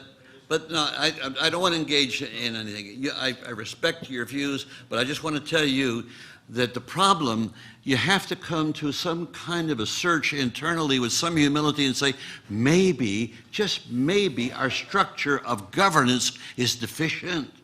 We don't have a democracy, never had it. What we have is representative government. That's what came out of the age of enlightenment, was representative government, where the majority of the people give their power away to a small minority. And that small minority, and you want to know what happened? $4 billion was spent in the last election, and our government, the Congress, the executive, the bureaucracy, the judiciary, they are owned lock, stock, and barrel by the Wall Street, the military-industrial complex, and all the special interests that we find abroad. And then when you see what's going on with NATO, is nothing but the militarization, the globalization of the military-industrial complex. That's what's going on. And I referred to a study where it showed that 1,300 corporations with interlocking directorates and family ties own 60% of the wealth of the world. And then you've gone through the litany of the Bilderberg Group and all of that group. Sure, they do what's natural to them. They've got power, and they're clever enough to keep it and work for it. Our task is to look at the structure of why we're failing as human beings. And I say all of us, because we've had testimony replete of people in the military who are supposed to be courageous and prepared to charge up the hill, that they defer to authority that silences them. And if you reason it out, it doesn't make any sense that they have to keep secrets like that. I had to make that decision in the Senate and put myself at risk when releasing the Pentagon Papers. Those were top secret documents. And the rest of the Congress was stymied like little kids in school that you could go read it, but you couldn't take any notes. They tried to impeach me, and I was saved by one person, Mike Mansfield. He had such power in the Senate. He stepped before a delegation led by Gerald Ford, brought it with Hugh Scott, went to visit him and said, well, we got to deal with this Gravel for what he's done. And Mansfield turned to him, sucking on his pipe. He says, he's done nothing that I know of, and they walked right out. That was the end of the story. That saved my career. And when I went to see Mansfield, and I get emotional about it, because when he turned to me, he says, Mike, if I'd had your courage, I'd have done the same thing. But stop and think what I did. The whole Congress had bought into the secrecy of these documents, and I'd turned it all over, and made the Supreme Court moot, and put to shame the newspapers that were now afraid to do that. And the issue with the Supreme Court. Our government is representative government, is designed to keep the people in civic adolescence. That's what it's the design. What is adolescence? Oh, I want that, but I don't want to pay any taxes. I want that, but I don't want to pay any taxes. That's adolescent behavior. Now, how do we bring the people to adulthood, civic adulthood? How do we do it the way we bring our children up? We give our children responsibility as they age, and then they come to adulthood. So it's taking responsibility. But when you have a structure of government that doesn't permit the people to take responsibility, you guarantee the continuation of civic adolescence. And so what I've tried to do with this work, and this represents the last 25 years of my public life, and it'll continue until the day I die, and that is that the answer is the people. It's not your leaders. Don't trust your leaders. It's the people. There's only two venues for change. One is the government, wherein structurally the problem exists, and the other is the people. The government won't, but the people can't, because they give their power away. I'll close on one quote which says it all. And that is very simple. It's a quote from 2,000 years ago. Marcus Cicero defined freedom as participation in power. You will never see fundamental change in our society or global society until the power can be relegated to the people directly. It's just that simple. I make that as a prediction. I've resigned myself that I'll keep working, but I won't see this in my lifetime. Won't see it in my lifetime. But someday, people are going to wake up and say, hey, you know, what's so worrisome about empowering the people to be able to do what?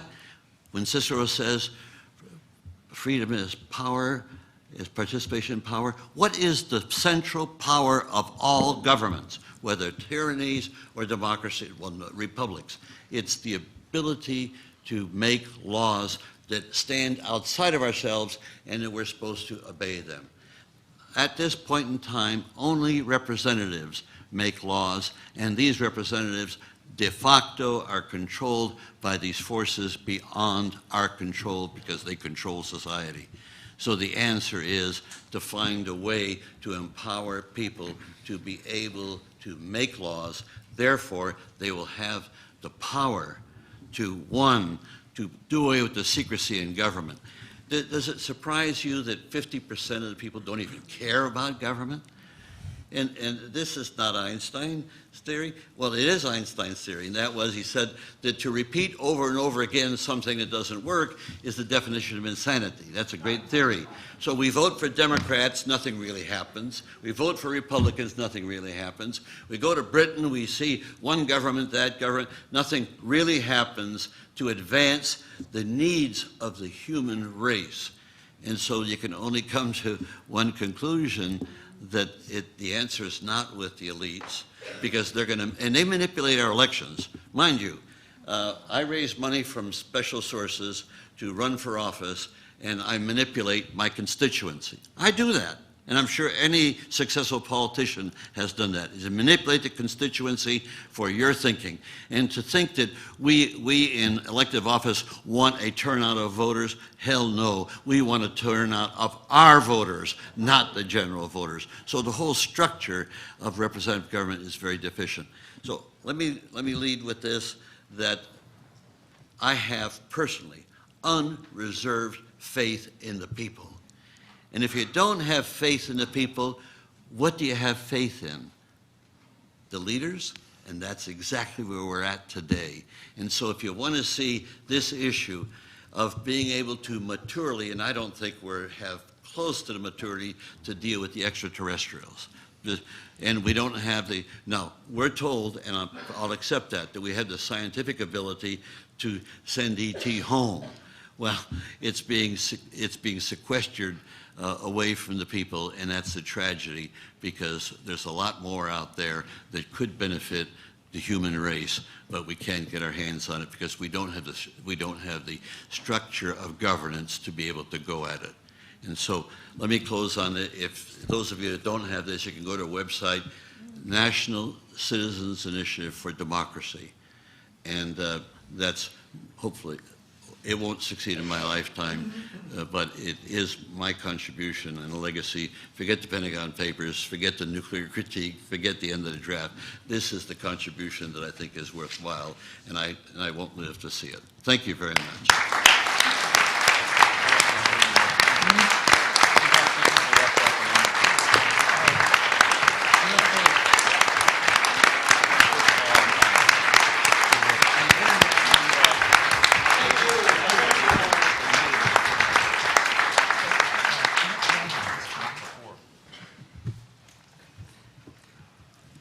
If you will get in your car, and it'll be a little more spectacular in the wintertime because the air is thinner and it holds less moisture. And if you will drive out of the city away from the lights and away from the air pollution, and you drive up a mountain several thousand feet, and you don't have to go very far to do that. 100 miles in West Virginia will do it. And on a cloudless winter night, you look up into the sky. You will just be astounded at the Milky Way. Wow, it looks like they took a whitewash brush across the sky. There are so darn many stars there. More than 1 billion. And then when you recognize that our star is a pretty mediocre star in this galaxy of the Milky Way. And then when you know that there are probably 1 billion other galaxies this size. You know, as a scientist, there just has to be another sun out there, another star, and another planet that has characteristics appropriate for the development of life. And I think you have to be very arrogant and very presumptive to believe that that we're the only civilization in the universe and the most advanced civilization. Wow, we're still killing each other in stupid wars, and not all that long ago, I'm Anglo-Saxon German descent, my forebears were wearing skins in a Stone Age, running around Europe. As I mentioned earlier, when my chief of staff with whom I now work said that I was invited to come here and warn me that you might be ridiculed for it, I told her that I was going to come because of the constitutional issue, if for no other, which I mentioned. Because if your government can rationalize that it's okay to deny you this hearing for your good, tomorrow they can be doing a lot of things that are very hurtful to you, because in the grand scheme of things, they will rationalize that it's for your good. Thank you very much, those of you, Stephen, and others who organized this. I've really been privileged to be here. I'm honored that you invited me to come. And thank you to the witnesses. And I think back through these 5 days, and the witnesses that have come, some of them at considerable personal price. And a special thanks to those who have borne this secret for 40, 50 years, and now near their deathbed, come forward so that we can know. I ask myself, why this cloak of secrecy? Clearly there's a cloak of secrecy. And I ask myself why. My wife says that I'm the eternal optimist. And I like to think the best of everybody until proven different. And so I want to believe that those who made decisions were patriotic Americans, believing that at the time they made the decision which was in the best interest of their country.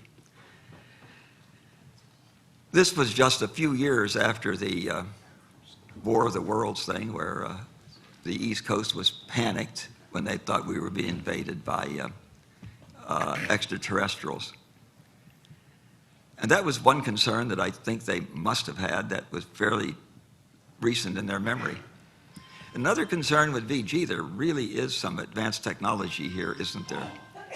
And wouldn't it be tragic if the Soviets had that rather than us, or shared it with us? And so I think for these two reasons, they could very well have rationalized it. And that decision was made very early. Apparently, it may have gone clear to the office of the president, because within a few hours after they issued that press release that said that a flying saucer had crashed, they came with this ridiculous press release saying, gee, it was just a balloon, we goofed. But they did send what they found to Wright Field, and they did send a number of people out to vacuum the area for several days. These three things alone tell me that the Air Force knows that they're not telling us the truth. I hope that that after 60-odd years of known incidents, after the Soviet Union has gone, that these two justifications they recognize are no longer valid, and that they might come and tell the American people, oh, there is something out there that we can't explain. And we're sorry that for all these years that we rationalized that it was in the national interest of our country to keep this from you. I may be the eternal optimist, but I like to think the best of people. Again, thank you so very much for putting this on. Thank you for honoring me to be a part of it. Thank you.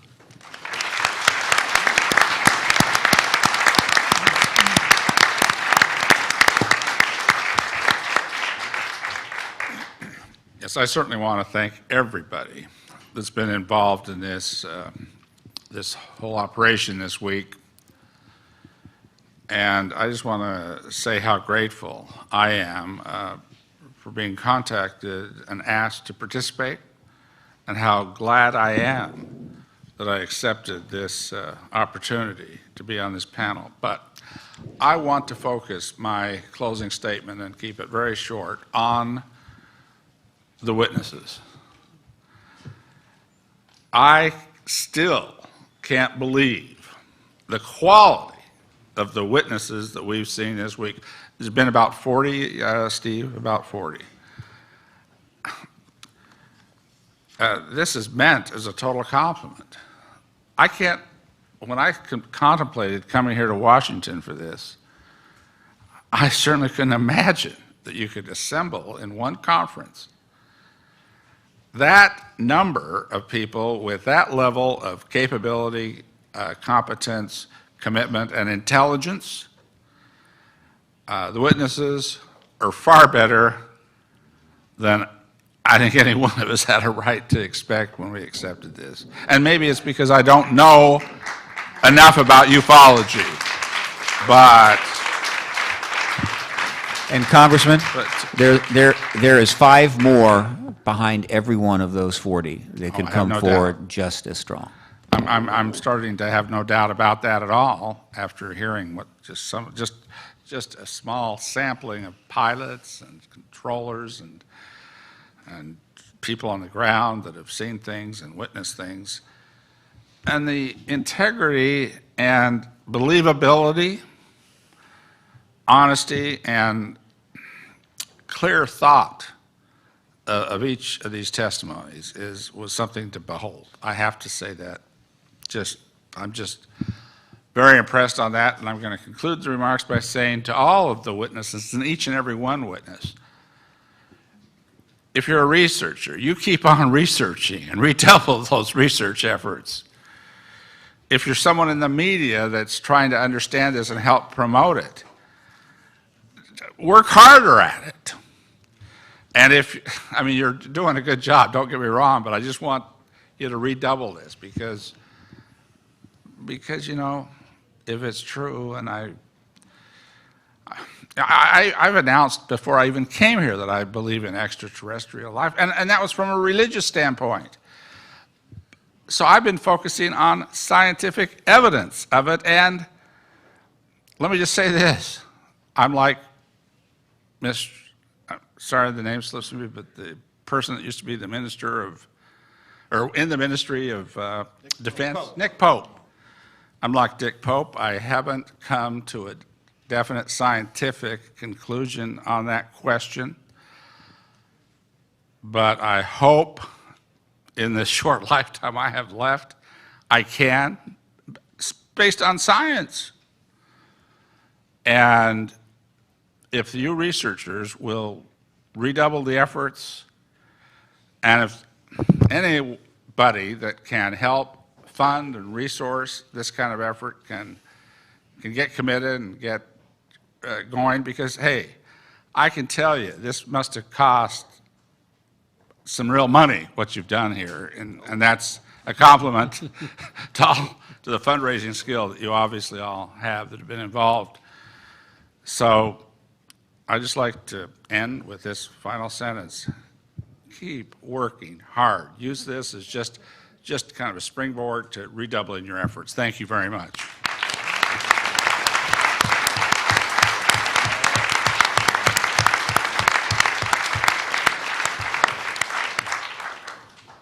Well, I want to thank my colleagues and thank Steve for putting this group of 6 together.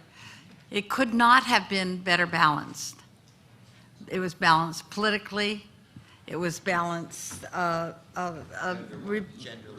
gender-wise, absolutely, and it was balanced with our beliefs, you know, and it's so clear.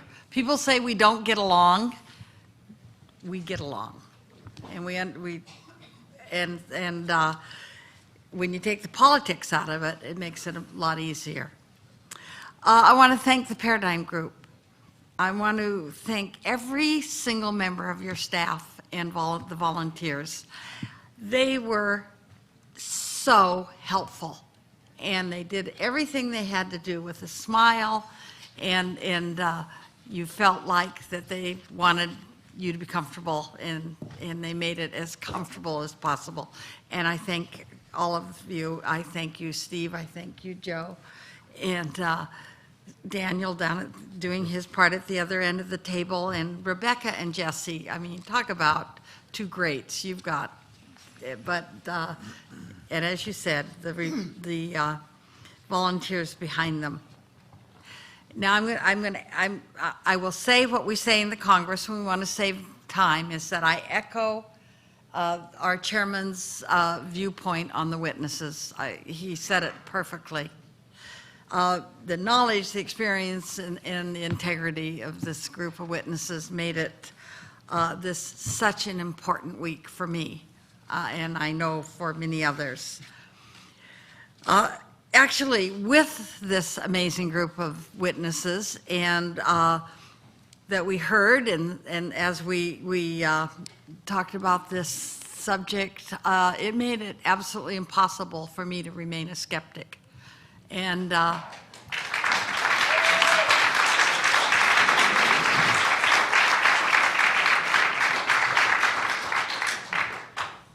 but I don't believe that it's about, I don't believe it's about belief. I believe this whole situation is about information.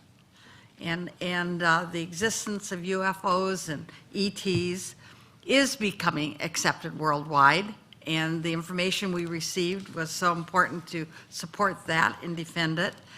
But it's time for our government, the U.S. government, to come to the party.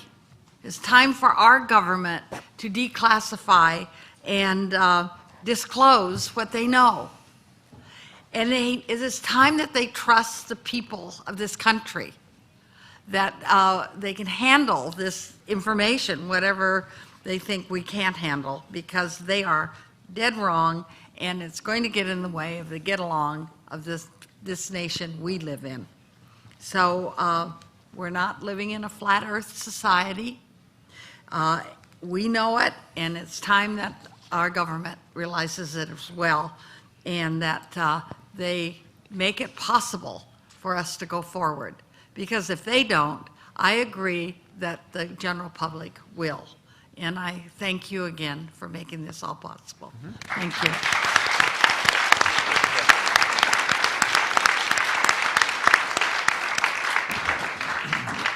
If we could, we'd like to finish with just a few brief remarks from 3 of us. Well, and I'd like to thank a few people, too. I'm Of course.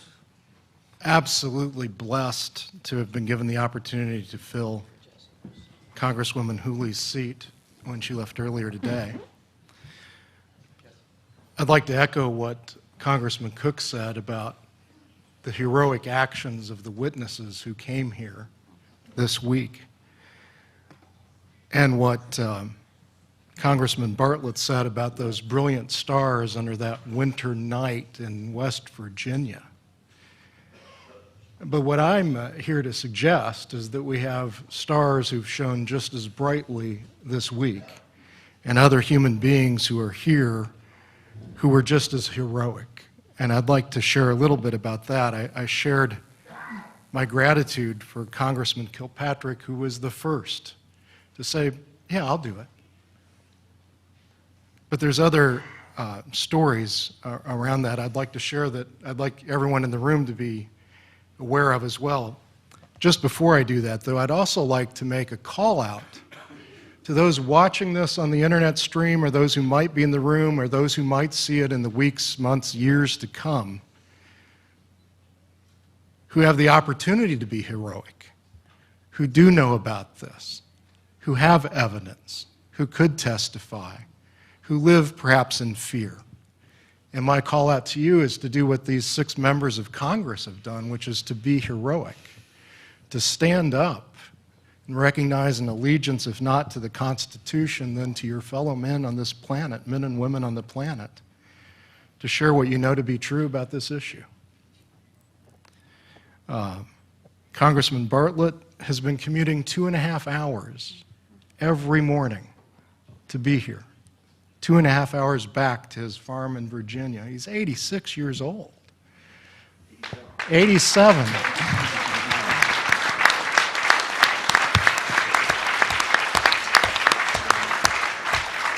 Sir, you're a hero to me.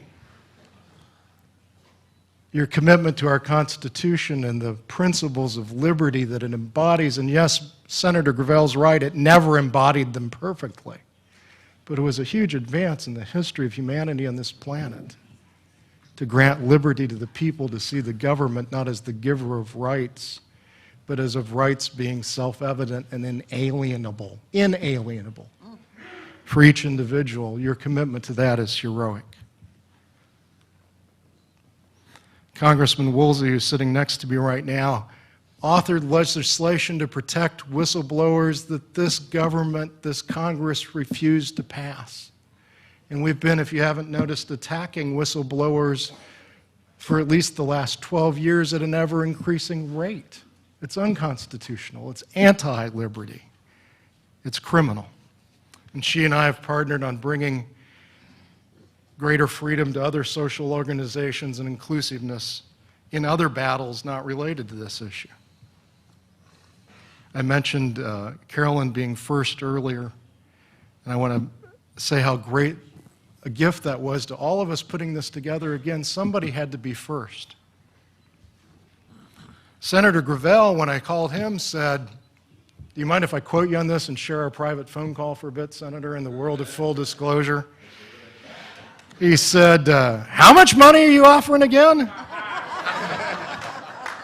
Damn it, I usually do these things for free, and this is the first time I can't go. My wife and I just made plans to be on a cruise on the Danube at that time, and he changed his vacation plans to Canceled be it. here. Canceled his vacation.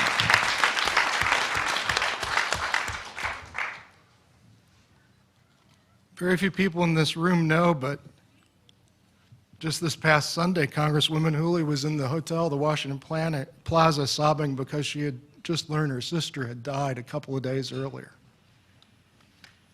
in California.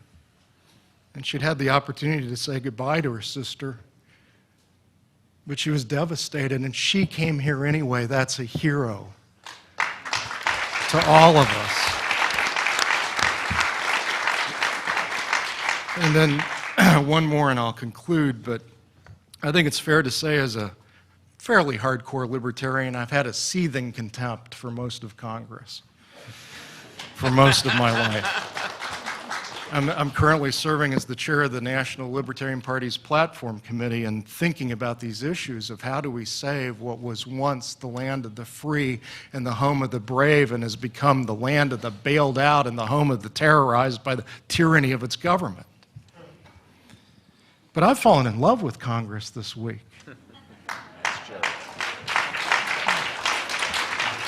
Y'all have been learning about UFOs. I've been learning about the great character of the men and women who actually do serve this nation. And if you're representatives of what's still there, even a portion of it, all hope is not lost. Merrill Cook invited me to come down and brief him. He lives about a half hour from my home in Park City. And when I got there, I discovered that he's the full-time caretaker for the love of his life, Camille. And he has every door of his house locked from the inside out so that she doesn't wander off. She's suffering from Alzheimer's. And his one concern before he agreed to be here was, if I come, would it be possible for my wife to be in the audience where I could see her so that I know she's okay, because I'll never put her in an institution. She's the love of my life. But I need to have her in a seat where I can see her with someone sitting next to her so I can focus on the testimony. And sir, if I could love my wife half as much as I've seen you as an example of love to yours, I'll be okay. You, sir, are a hero as well.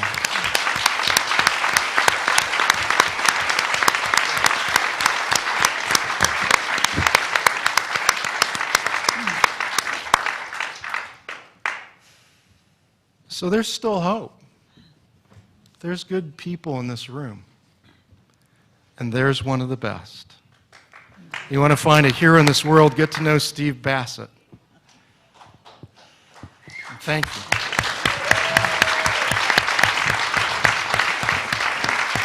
All right. I have asked Paul Hellyer and Jesse Marcel to join me just for very brief closing remarks. Paul representing political leadership, Jesse representing not only the witnesses but also those who've served in the military, and myself as an activist, I guess you could say, representing the political, well, I guess you could say the citizens in a sense, citizen activism. These are three components. So yeah, I'll start, if I may, with Paul, just a few words to send us out of here. Okay, thank you very much, Steve. First of all, I would like to thank the panel. You'll be interested to know that I had considerable empathy with you to see all of that information being thrown at you so fast and on a subject which was completely foreign to you. And you did a remarkable job of accepting it, digesting it, and being, in effect, transformed by it. And how I wish that more people would be in that position so that we could really get the word out and get the kind of action that we dream of, but as the Senator says, maybe just a dream, but I hope not, because time is running out. So thank you very much, every one of you. You were great, and we appreciate what you have done, and just hope, Mr. Chairman, that you too all redouble your effort when you go out to try and influence people to expose themselves to this kind of information so that they too may understand.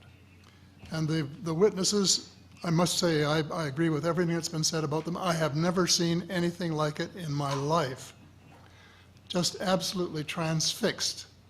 Seen more heroes in 5 days than I've seen ever before in my life, except perhaps on VE Day or something.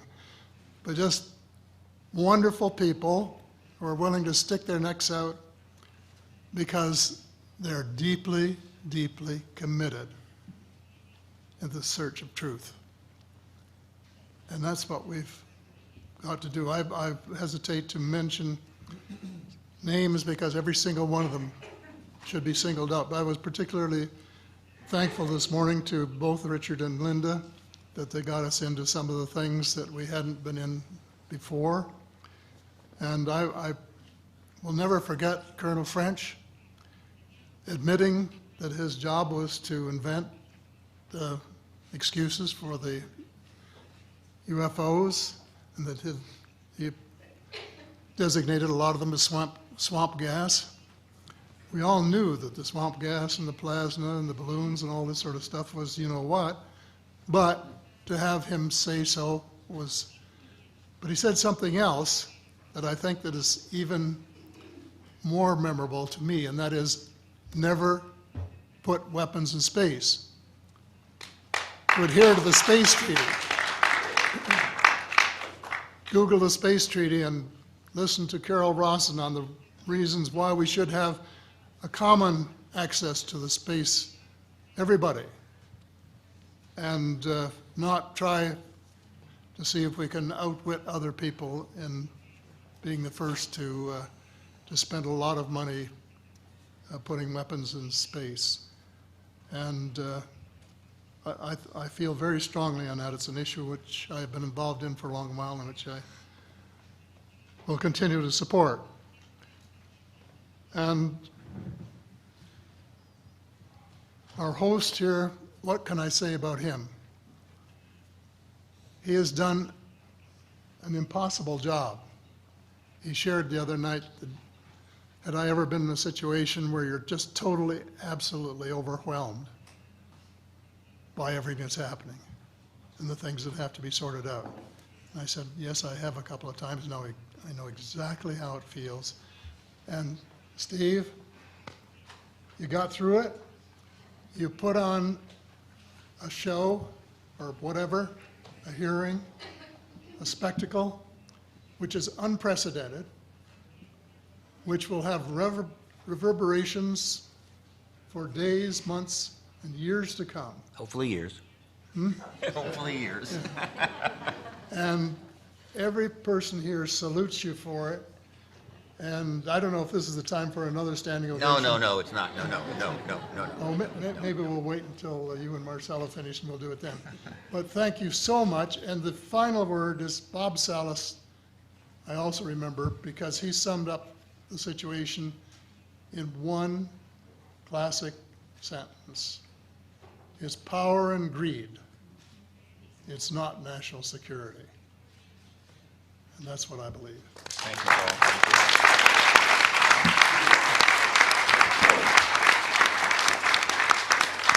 And Paul mentioned heroes. Let me introduce one now. Jesse, do you have a few words to say before we leave? Well, I have a few words. I'll keep these remarks short because everything has already been said, really. But I do want to express my appreciation and honor in presenting my story to this panel that we have. And also to thank Steve Bassett for inviting me to divulge my story to the world at large. You know, since 1947, I have known that we're not alone in this universe, because based on the material I saw that my dad brought in from the desert, I realized this is not of human manufacture. So if we didn't make it, it means somebody else did. And you know, when you look out at the night sky there in New Mexico, you realize this beautiful place that we live in is called the universe, or our galaxy. As a matter of fact, there's 10 to the 22nd power stars in the known galaxy, which equates the number of grains of sand on the beaches of the Earth. And to say that only one grain of sand out of that multitude has sentient life like us around it is just begging the question there. Because someone once said very truthfully that if we're the only ones here, there's an awful lot of wasted space out there. And so anyway, you know, I started thinking about this. You know, people ask me, how did this affect my religion? You know, my belief in God. Well, you know, I believe in the intelligent design, because if in the very beginning, at the Big Bang, when things were created, if the parameters were changed just ever so slightly, like the rate of expansion of the universe, or the charge on the proton or the electron, or the masses thereof, had that been off by 1 trillion from what it turned out to be, we wouldn't be here, nor would our cousins from outer space be here too. And you know, give my philosophy, I think we're all related. People of Earth, people of star settings, you know, wherever they come from. We're all related to them because in the very beginning, when the Big Bang occurred, there's something called quantum entanglement that occurred. And Einstein calls this spooky action at a distance, but that means that all particles created in the Big Bang are related to each other. One example is where they would take two matched particles, send one of them could be light years away, but you can make one change in one, the other one changes correspondingly instantly, like there's faster than light communication. So again, we're all related, we're in this universe, and we have a lot of cousins out there. So.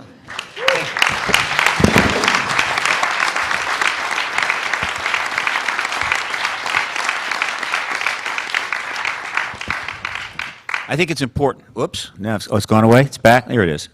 It's important to mention that, and I'm happy to say this sitting next to Paul Hellyer of Canada, a country that I visited and enjoy very much. A lot of people don't know, but it's against the law to be rude there. This event was made possible by by a production deal that was made with a Canadian citizen by the name of Thomas Clearwater, who also provided funding for some other work down here on this subject. He is a visionary and someone who wants to make a difference, and he provided the money not only to hold this hearing, but build a documentary around it. Though since I overspent by 125%, we may have to make a short film, but whatever. So I think this is important to know. Secondly, this also could not have happened without the fact, or not that I was partnered up with a young man named Reuben Langdon, who is the owner of Just Cause Entertainment.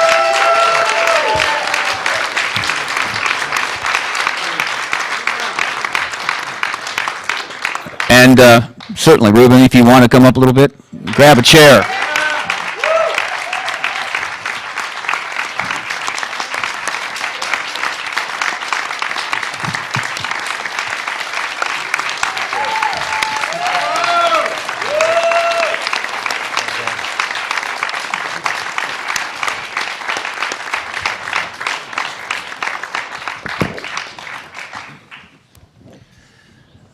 And it's important you know that the person who was chiefly responsible for this panel coming together, which I can assure you in my wildest dreams I did not think possible. I knew that there were former members of Congress out there, thousands of them, though most of them were dead, and there was a limited number, and I thought I'll put together, but Lord knows what it'll look like. It turned out to be a panel extraordinary.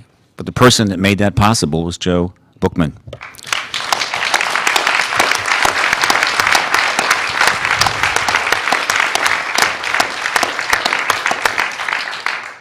And of course, there are many volunteers that have helped, and we love them all, and they've done a great job.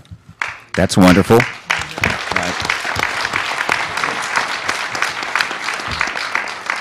I can't really, it's hard to express.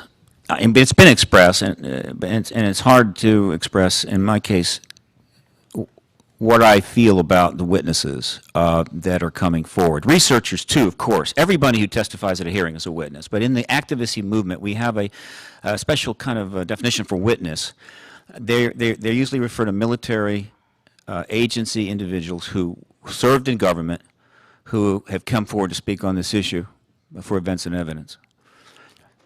I never solicit that they violate the law, but some have broken oaths, some have taken chances, and they are doing so in an issue as complicated and controversial as anything that's ever been seen.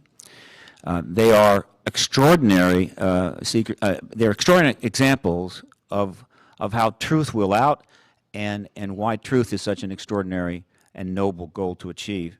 I ask only that anyone who comes forward, like these individuals, be treated with the utmost respect and not run through the ringer. Let their testimony stand. If it proves a bit false or something else, that will resolve itself in time. But those who come forward need to be respected for the fact that they are willing to step out and speak truth to power. We had 39 people here, besides myself, that did that. And some of them have done it for 20, 30 years. And I hope that their example and the way they were treated, and I do feel they will not be bothered at all, because I don't believe the government does that anymore, will help to encourage others to come forward and ensure that this truth embargo will end promptly. Thank you to the witnesses that have come forward. Please.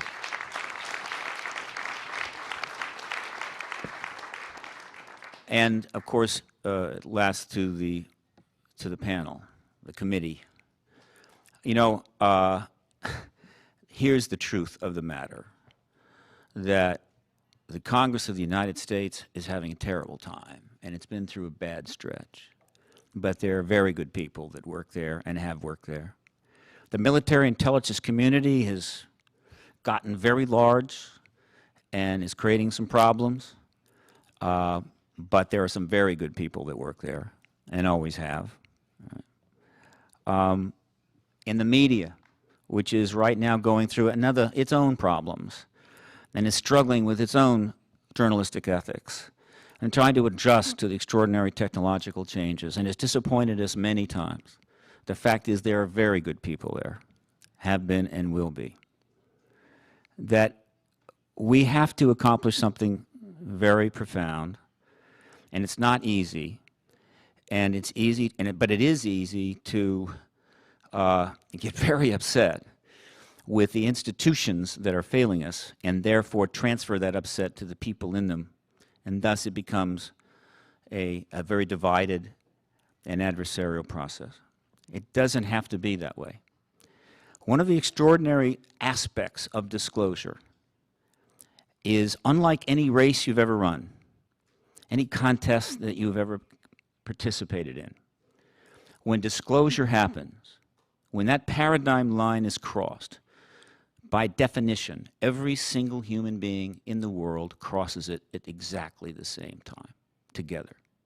And they enter the post-disclosure world together, potentially to remake that world, given the extraordinary tools of the internet and the potential for participatory democracy at unprecedented levels, an opportunity to recreate that world as they think it should be. That is what lies ahead of us if we can cross that line together.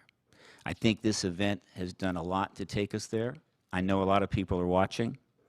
I don't think there's a thing that's happened there that would bring any disrespect to anyone involved.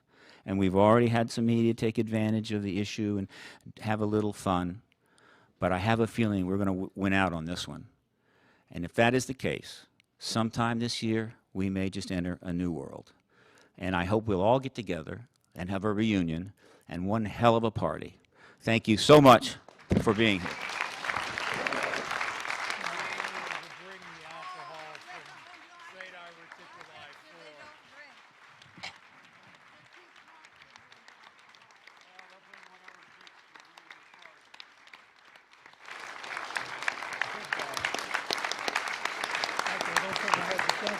Thank you very much for your witness.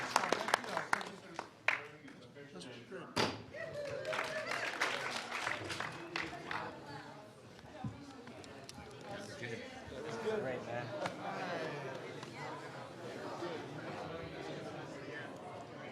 So you're going to be around tonight? Yes. I gotta check, I'm gonna see, Jack Keeler, trying to see him. I'm just filling in for Congressman. All right, I'll do whatever you want. I'm JP. I'm the founder of the Anonymous Tea Party. Oh, JP, it's a pleasure meeting you. You Tea Partiers are okay if you just be cool with gay marriage and legalizing drugs. No, actually, I'm gay. Oh, that's even better. And I've been in this movement forever. So the Tea Party got usurped. The original Tea Party got.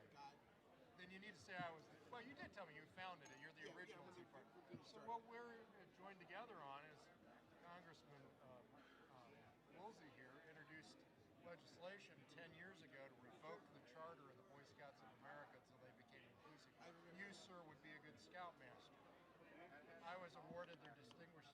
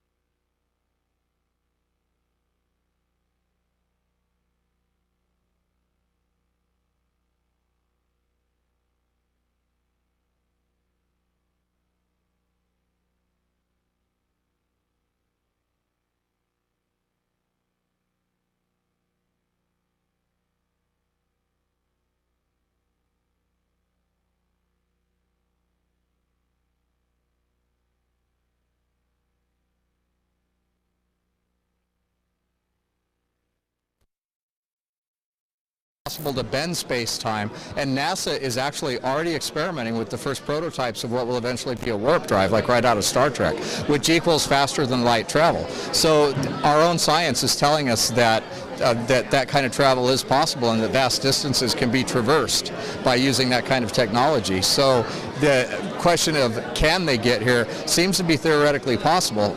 How are they doing it? Seems to be theoretically possible. Is that the only thing? We have a very young civilization. We've not been what you would call civilized, you know, very long, and we're hardly civilized now if we're still having wars and killing each other. Now, do you think that this event is going to help to spark some more official investigations, be it U.S., international, UN? Well, I hope so. You know, anybody watching the testimony of those witnesses and hearing their answers to our questions just have to believe that they are telling us what they believe to be the truth. Now, are they demented? Are they delusionary? You know, I don't think so, but you know, there is physical evidence out there that will corroborate their testimony. We didn't have a chance to see that physical evidence. The government, I believe, has that physical evidence. They need to release it. Absolutely. Congressman Roscoe Bartlett. Cheryl wants to ask you a couple of questions too. Cheryl? So we're sort of taking turns. So you take turns? Yes. All right. Okay, thank you. You want to interview him? I did it already. Oh, okay. Oh no, it's her. She wants to talk. Oh, sure. Hold on a second here.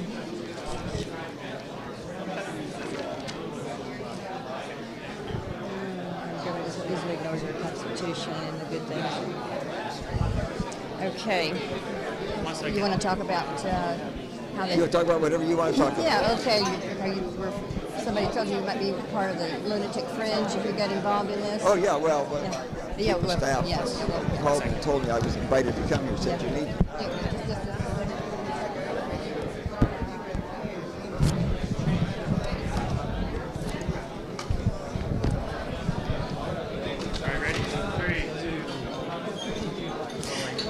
Congressman Bartlett, thank you so much for your time. It's been a long week, 5 days. What have you thought about the whole thing? Well, very impressed with the witnesses. You know, when I came, my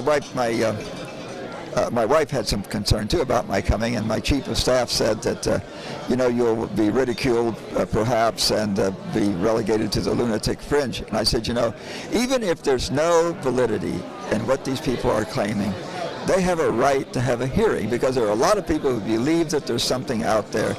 And the last part of the First Amendment says they have a right, the people have a right to petition their government for redress of grievances. So that's the primary reason I came, because I really believe in constitutional government, and I really think that we're straying from constitutional government.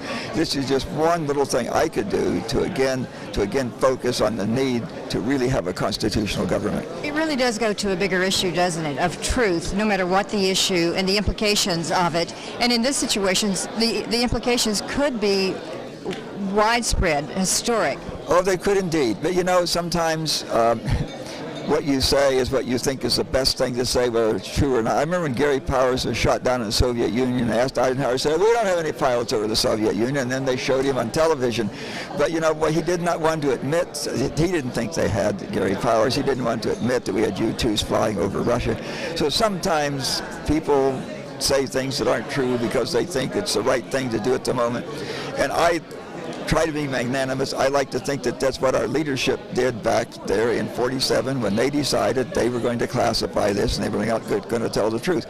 You know, the panic that occurred after War of the Worlds in '36, just a little radio thing, and the fact that there was some really, really interesting technology here. Wouldn't it be too bad if the Soviets got hold of it? And you know, if we've got it now because that thing crashed and we've got it, and so we're going to deny it's even there, because if they know it's there, they'll be using their intelligence to try and find it. So I can see reasons that they could have rationalized as the right thing to do was to lie, but those reasons are all gone. You know, these craft have been coming here now, if you believe the witnesses, for 60-odd years. They're not hostile. They're not hostile, and the Soviet Union is gone. The Cold War is over. So the two reasons they might have used for classifying the thing in the cloak of secrecy are gone. You know, let's open up now. You had said that you were very concerned about the government ignoring our Constitution. Oh, yeah. And to do something good today in that venue could be something bad tomorrow. Could you expound a bit on that? Well, yeah, if you can rationalize it, it's okay to ignore the Constitution, do something good today. Tomorrow you can ignore the Constitution and do something bad because you are rationalizing that the circumstances are different, that you now ought not to follow the Constitution because the circumstances are different. You know, we've amended the Constitution 27 times. I don't mind a debate, should we amend it again. What I do mind is just ignoring the Constitution. And we're ignoring the Constitution to do a lot of things. We're ignoring the Constitution to do everything that the federal government does in health care. That is not in the Constitution. We're ignoring the Constitution to do everything the government does in philanthropy. Read Davy Crockett, great speech on philanthropy. Pull that up, do a Google for Davy Crockett and Farmer and read it. And we have no federal role in education as far as the enumerated powers in Article 1, Section 8 are concerned. And there is a 9th and 10th Amendment, not recognized by many people, that says that the powers fundamentally belong to the people, and if you can't find it as an enumerated power, the federal government can't do it. So I'm concerned that if we ignore the Constitution, and these three things that I mentioned may be good things, but if we ought to be doing them, ought we not to have amended the Constitution so we're not ignoring it or violating it to do it? So how do you see this going forward in terms of getting the truth to the people that actually is law? Well, any open-minded person who watches this testimony has got to believe that these witnesses absolutely believed what they were telling us. Now for it not to be true, you have to believe that they were either delusional or demented in some way. And I don't think that looking at them you could reasonably come to that conclusion with these witnesses. I think they're very creditable, and I think that anybody with an open mind watching these deliberations would conclude that. So how did your opinion change from the beginning of when you were first approached about this, participating in the citizen hearing on disclosure about extraterrestrials, to where you are to now, this moment, 5 days, 5 heavy, intense days of testimony and the kinds of witnesses and researchers that were brought to the table? Yeah, we did a pretty good job of mimicking what we do in committee. Our day here was nowhere as long as my day in Congress. I got there at 8. I didn't leave till 7 or 8 or 9 at night. Right? I had the same distance to drive, essentially the same distance to drive. Yeah. Oh. But how did your opinion change from the beginning of your awareness of this issue, to right now? There was a lot more evidence out there than I had thought. I've been convinced for a large number of years that there is other life in the universe because it's just too big. A billion suns out there. There's got to be one of them that has a planet around it that has conditions for life, maybe a whole lot more than one.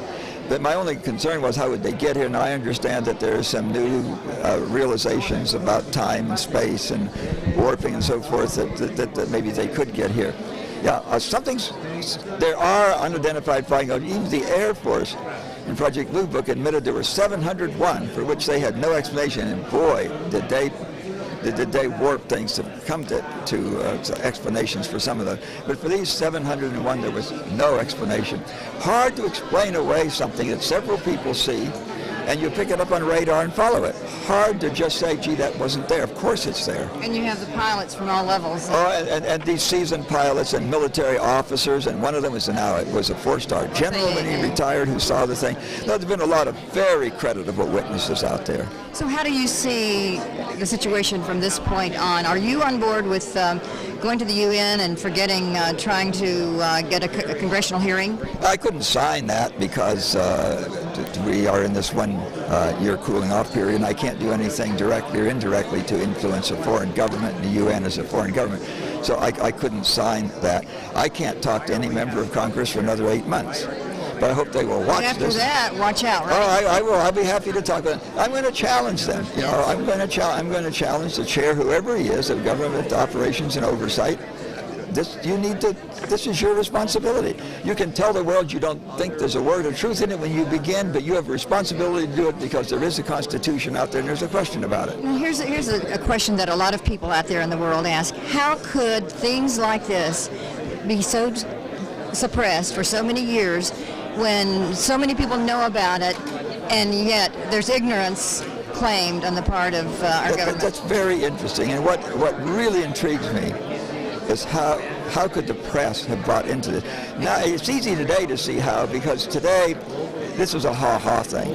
So there's got to be something. You believe in extraterrestrials. You think that's by design, and so forth, ha-ha thing? So that's where the press is. It wasn't always that way. And I don't know, you know, it could be, as some suggested here, that the press bought into it because the most senior people in the press were brought into the confidences and told why it had to be, I know Steve Bassett doesn't like the word cover-up, but there had to be a cloak of secrecy. And I can understand the rationale for the cloak of secrecy back then. That's all gone away. It doesn't exist anymore. Now we need to level with the American people. As we stand here, obviously, no mainstream major media has been here all week long with this going on. Yeah. Right at the national press. Because they don't have the courage to do it, because they'd be ridiculed to do it. And I don't know how, maybe it's going to take a major sighting that cannot be denied to break this thing loose. There are people who would say that's already happened. But it was denied, so it wasn't one that couldn't be denied, because it was denied. But you know, there may be something that you just absolutely cannot deny, and that may be the thing that breaks it loose. I don't know what will break it loose, but if in fact there are extraterrestrials here, and or people have seen them and communicated with them, they tell us. If that's all true, then there has to be something that breaks this loose. I'm going to be curious. Hopefully I'll live long enough to see it. I'll be 87 in a few weeks. I hope I live long enough to see it. Happy birthday in advance. Yeah, thank you. Thank you. And thank you so much for Okay. your time. I'm happy to. Thank you.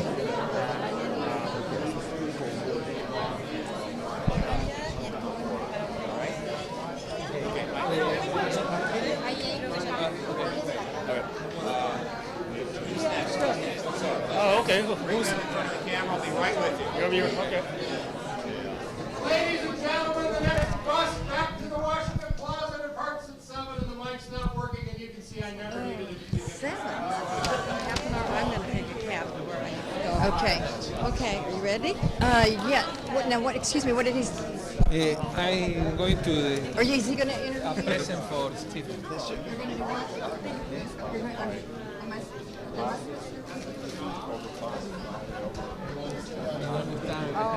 Well, English very okay. well. Just, you know, during stuff like this, just go wide Yeah. until she starts something. What did he say that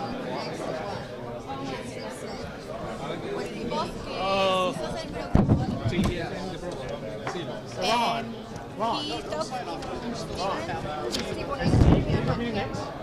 What's the order? Because they're And then next, now, yeah, Steven and the camera. It's going to go.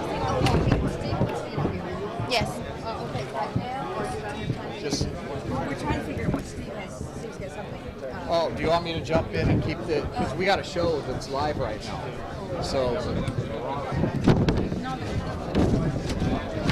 Well, he's not waiting. Here's what we could do. We could go ahead and do our interview here. Well, the thing is we can't stop. We're live, so. What's happening? Okay. You can't just grab her and ask her a couple questions. I don't go on and on ready? like. Yeah. Yeah. One just on this side. Claro, porque no es una entrevista.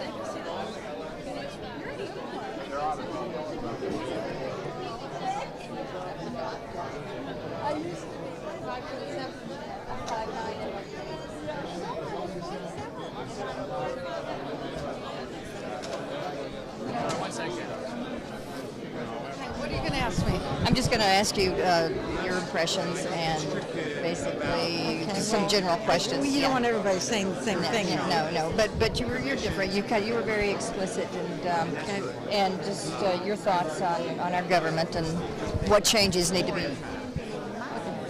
Go ahead. Yeah. We're here with Congresswoman Lynn Woolsey, former. And Woolsey.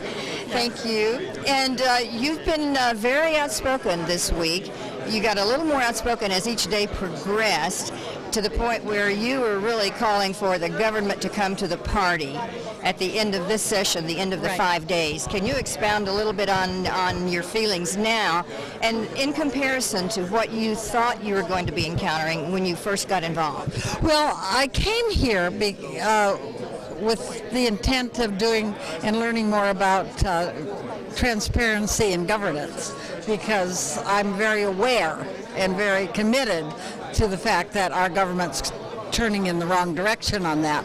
And I thought that the extraterrestrial issue was the perfect issue to lay out how the government's handling non-disclosure and making sure people can, intimidation and fear, I mean the whole thing.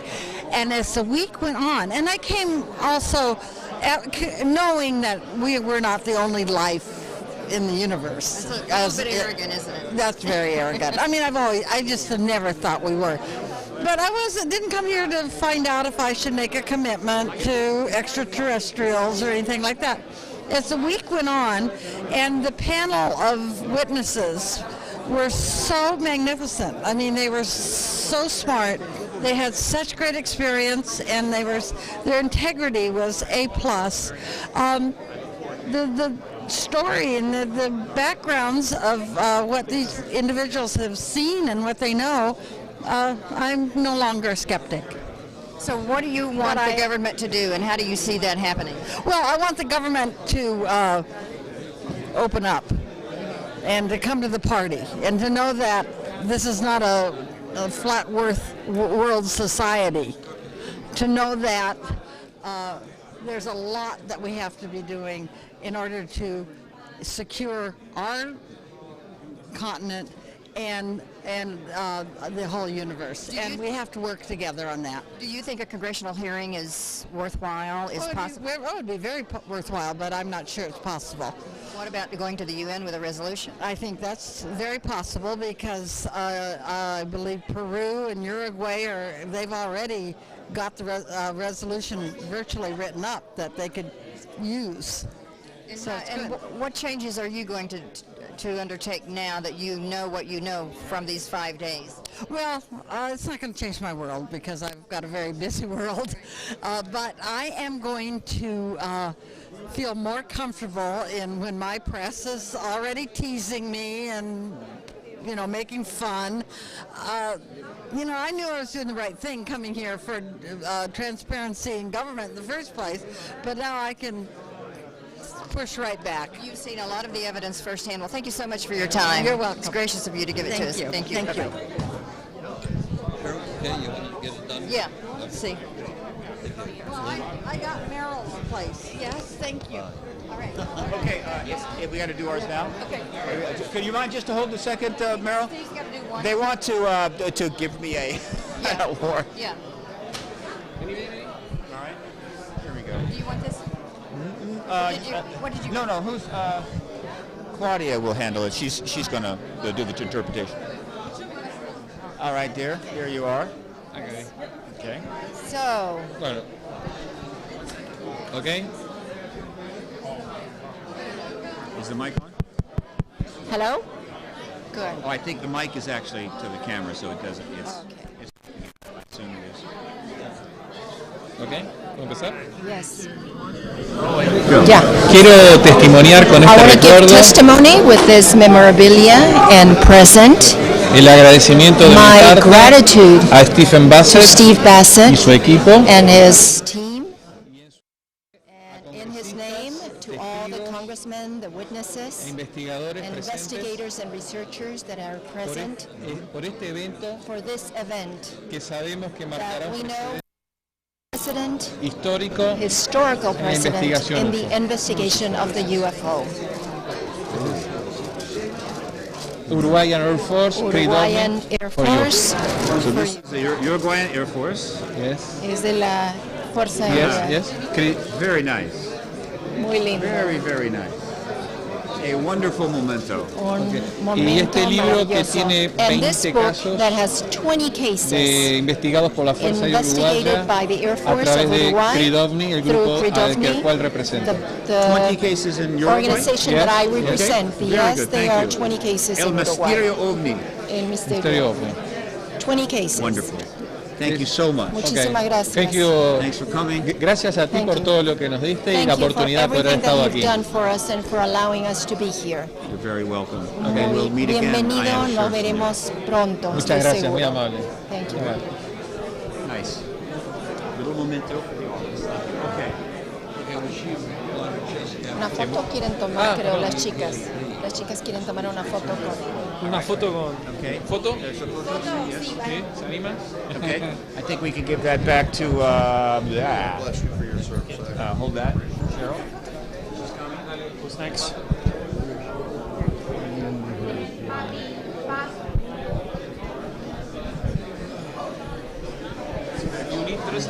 Send to me.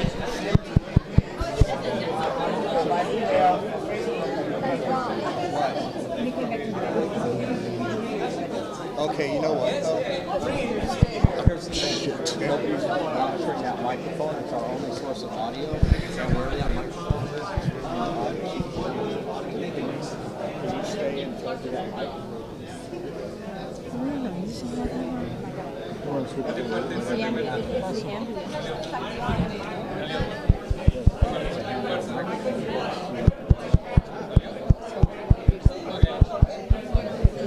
Just make sure nobody's playing around. Somebody's got it. I kept feeling that. Where's the mic? Somebody was interviewing. Where's the mic for Mike? There you go, Mike. She wants to interview. She wants the mic. There you go. She wants the mic. Okay. Good. See you tomorrow. Okay. 1 second. 1 second. Put the film back in there. Round two. Go.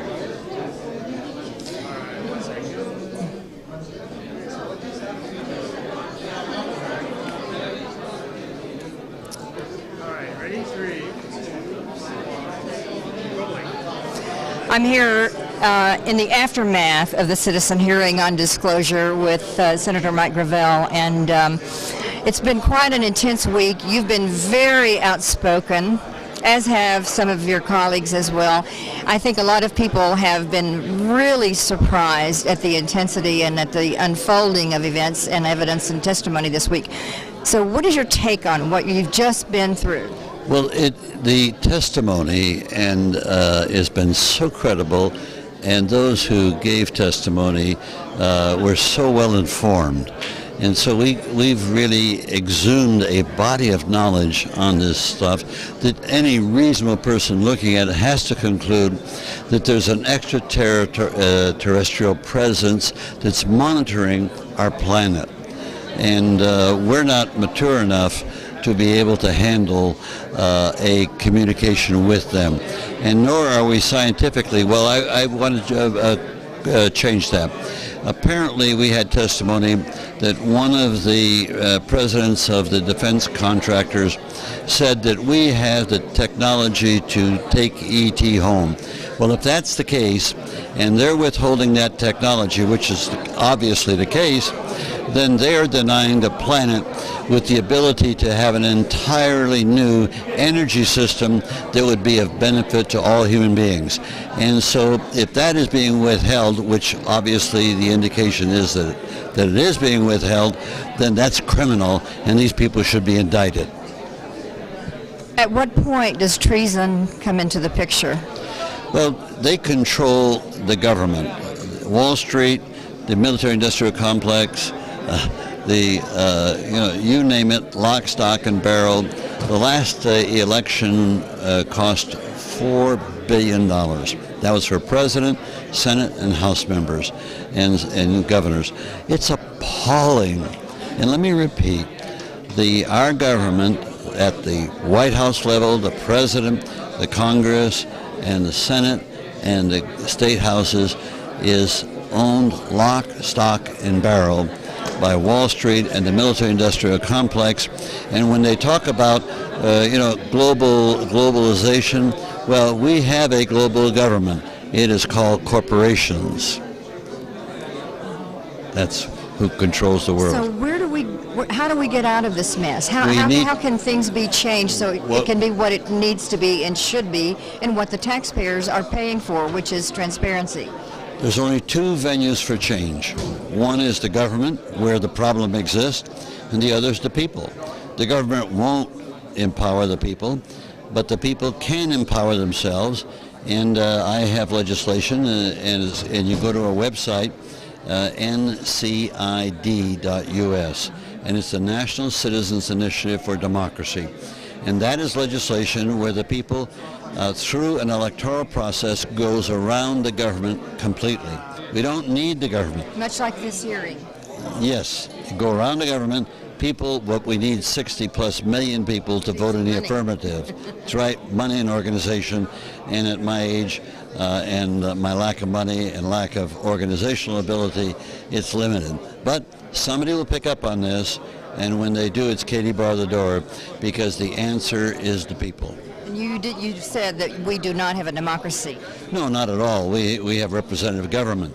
And what happens on election day, the people are structured into taking their power and giving it away to elected representatives who we just pointed out have been bought lock, stock, and barrel. And they're decent people. I'm not negating this. It's just that the structure of representative government is failing us now. It has never been good, but it's failing us now as we go into the complexity of the 21st century. Stop and think. We have had explosive advances in technology and science, and we're governed by a system that was structured in 1787. Give me a break. Things change, don't they? They sure do, but unfortunately, the structure of government has not changed, and that's what must change, and that's what this legislation, the National Citizens Initiative, is all about. How is it that Congress and people in Washington and in the government can be so uninformed about an issue like this? There are many issues that... Well, here, you've got to understand that the people in Congress are good. They're all good. Of course, they're failing. The structure is failing. Here, you had a situation when the Obamacare legislation passed to Congress. 70% of the American people wanted single payer. It didn't even get into legislation. We just had gun legislation that lost. 80% of the people want these checks of examining people who are going to buy guns. 80% didn't even pass to Congress. That says something. That says a whole lot. You also said that you didn't think a congressional hearing would be worthwhile. It needs to go to the UN. That's right, because you see, needs to go to the General Assembly, not the Security Council, because the United States controls and manipulates the Security Council. And the UN, which I would like to see reorganized, but at this point in time, if we had the sponsorship of a global conference on extraterrestrial presence in this planet, then that would be a giant step ahead. Thank you so much. Thank you. Appreciate your time. Thank you. You have a safe trip home. Okay, I will. Okay. Yeah. Get out.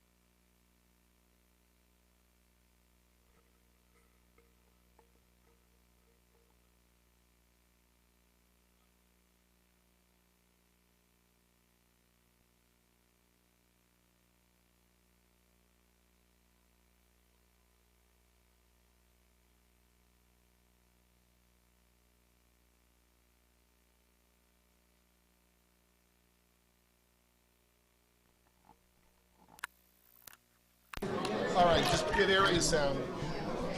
Testing, testing. Test, test, test, test. Come on. Move down that end, please. Can you move down that end? Where's Steve? Be sure. Where's, please? Ponte la. Okay. Toma. Toma. What does he mean by area sound? Aerial sound? Area sound. Get area sound. Audio output. They're wondering. You can hear it? The feed's still running. All right.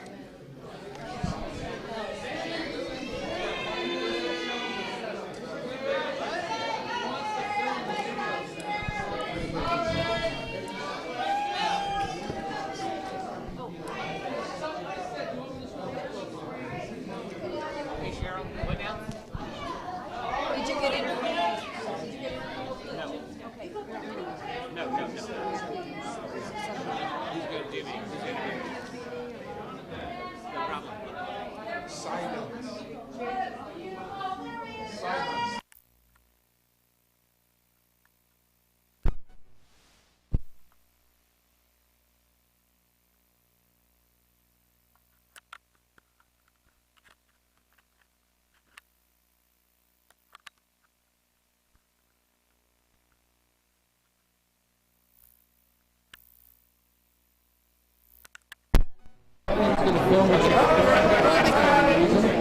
You have to be in everything, Rick.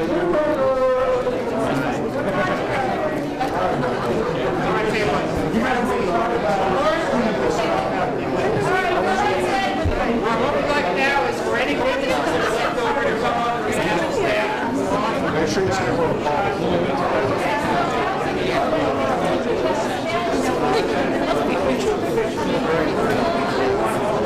Is that the one they were using? Reminds me. Right. Something else. Oh, yeah.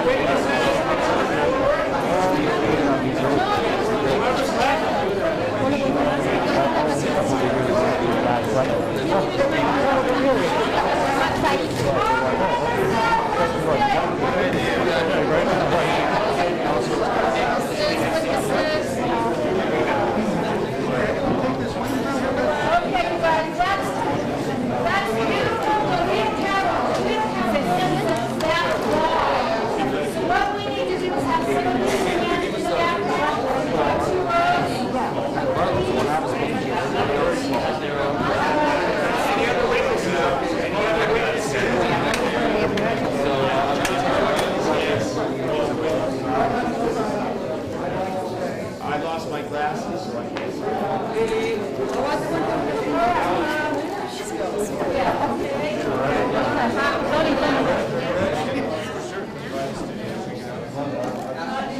We need more cameras. Okay, that's gorgeous. Martin said go. You're gorgeous.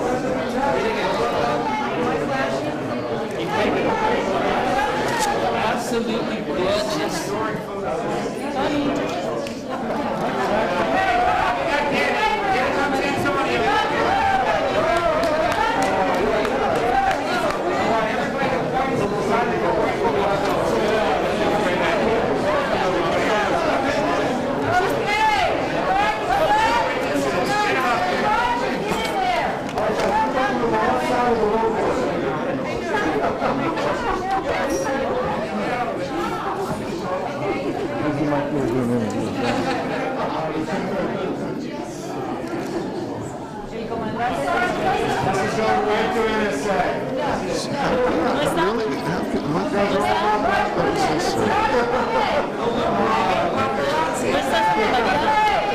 Hey! Everybody face here good. Everybody can say go.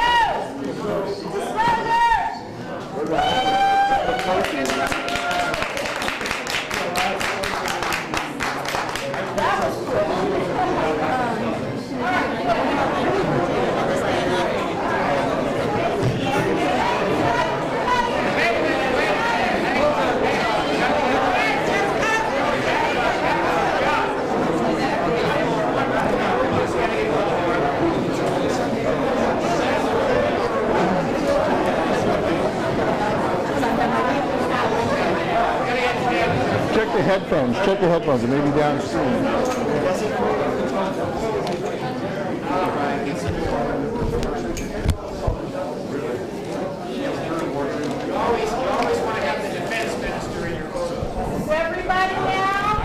live from the citizen hearing.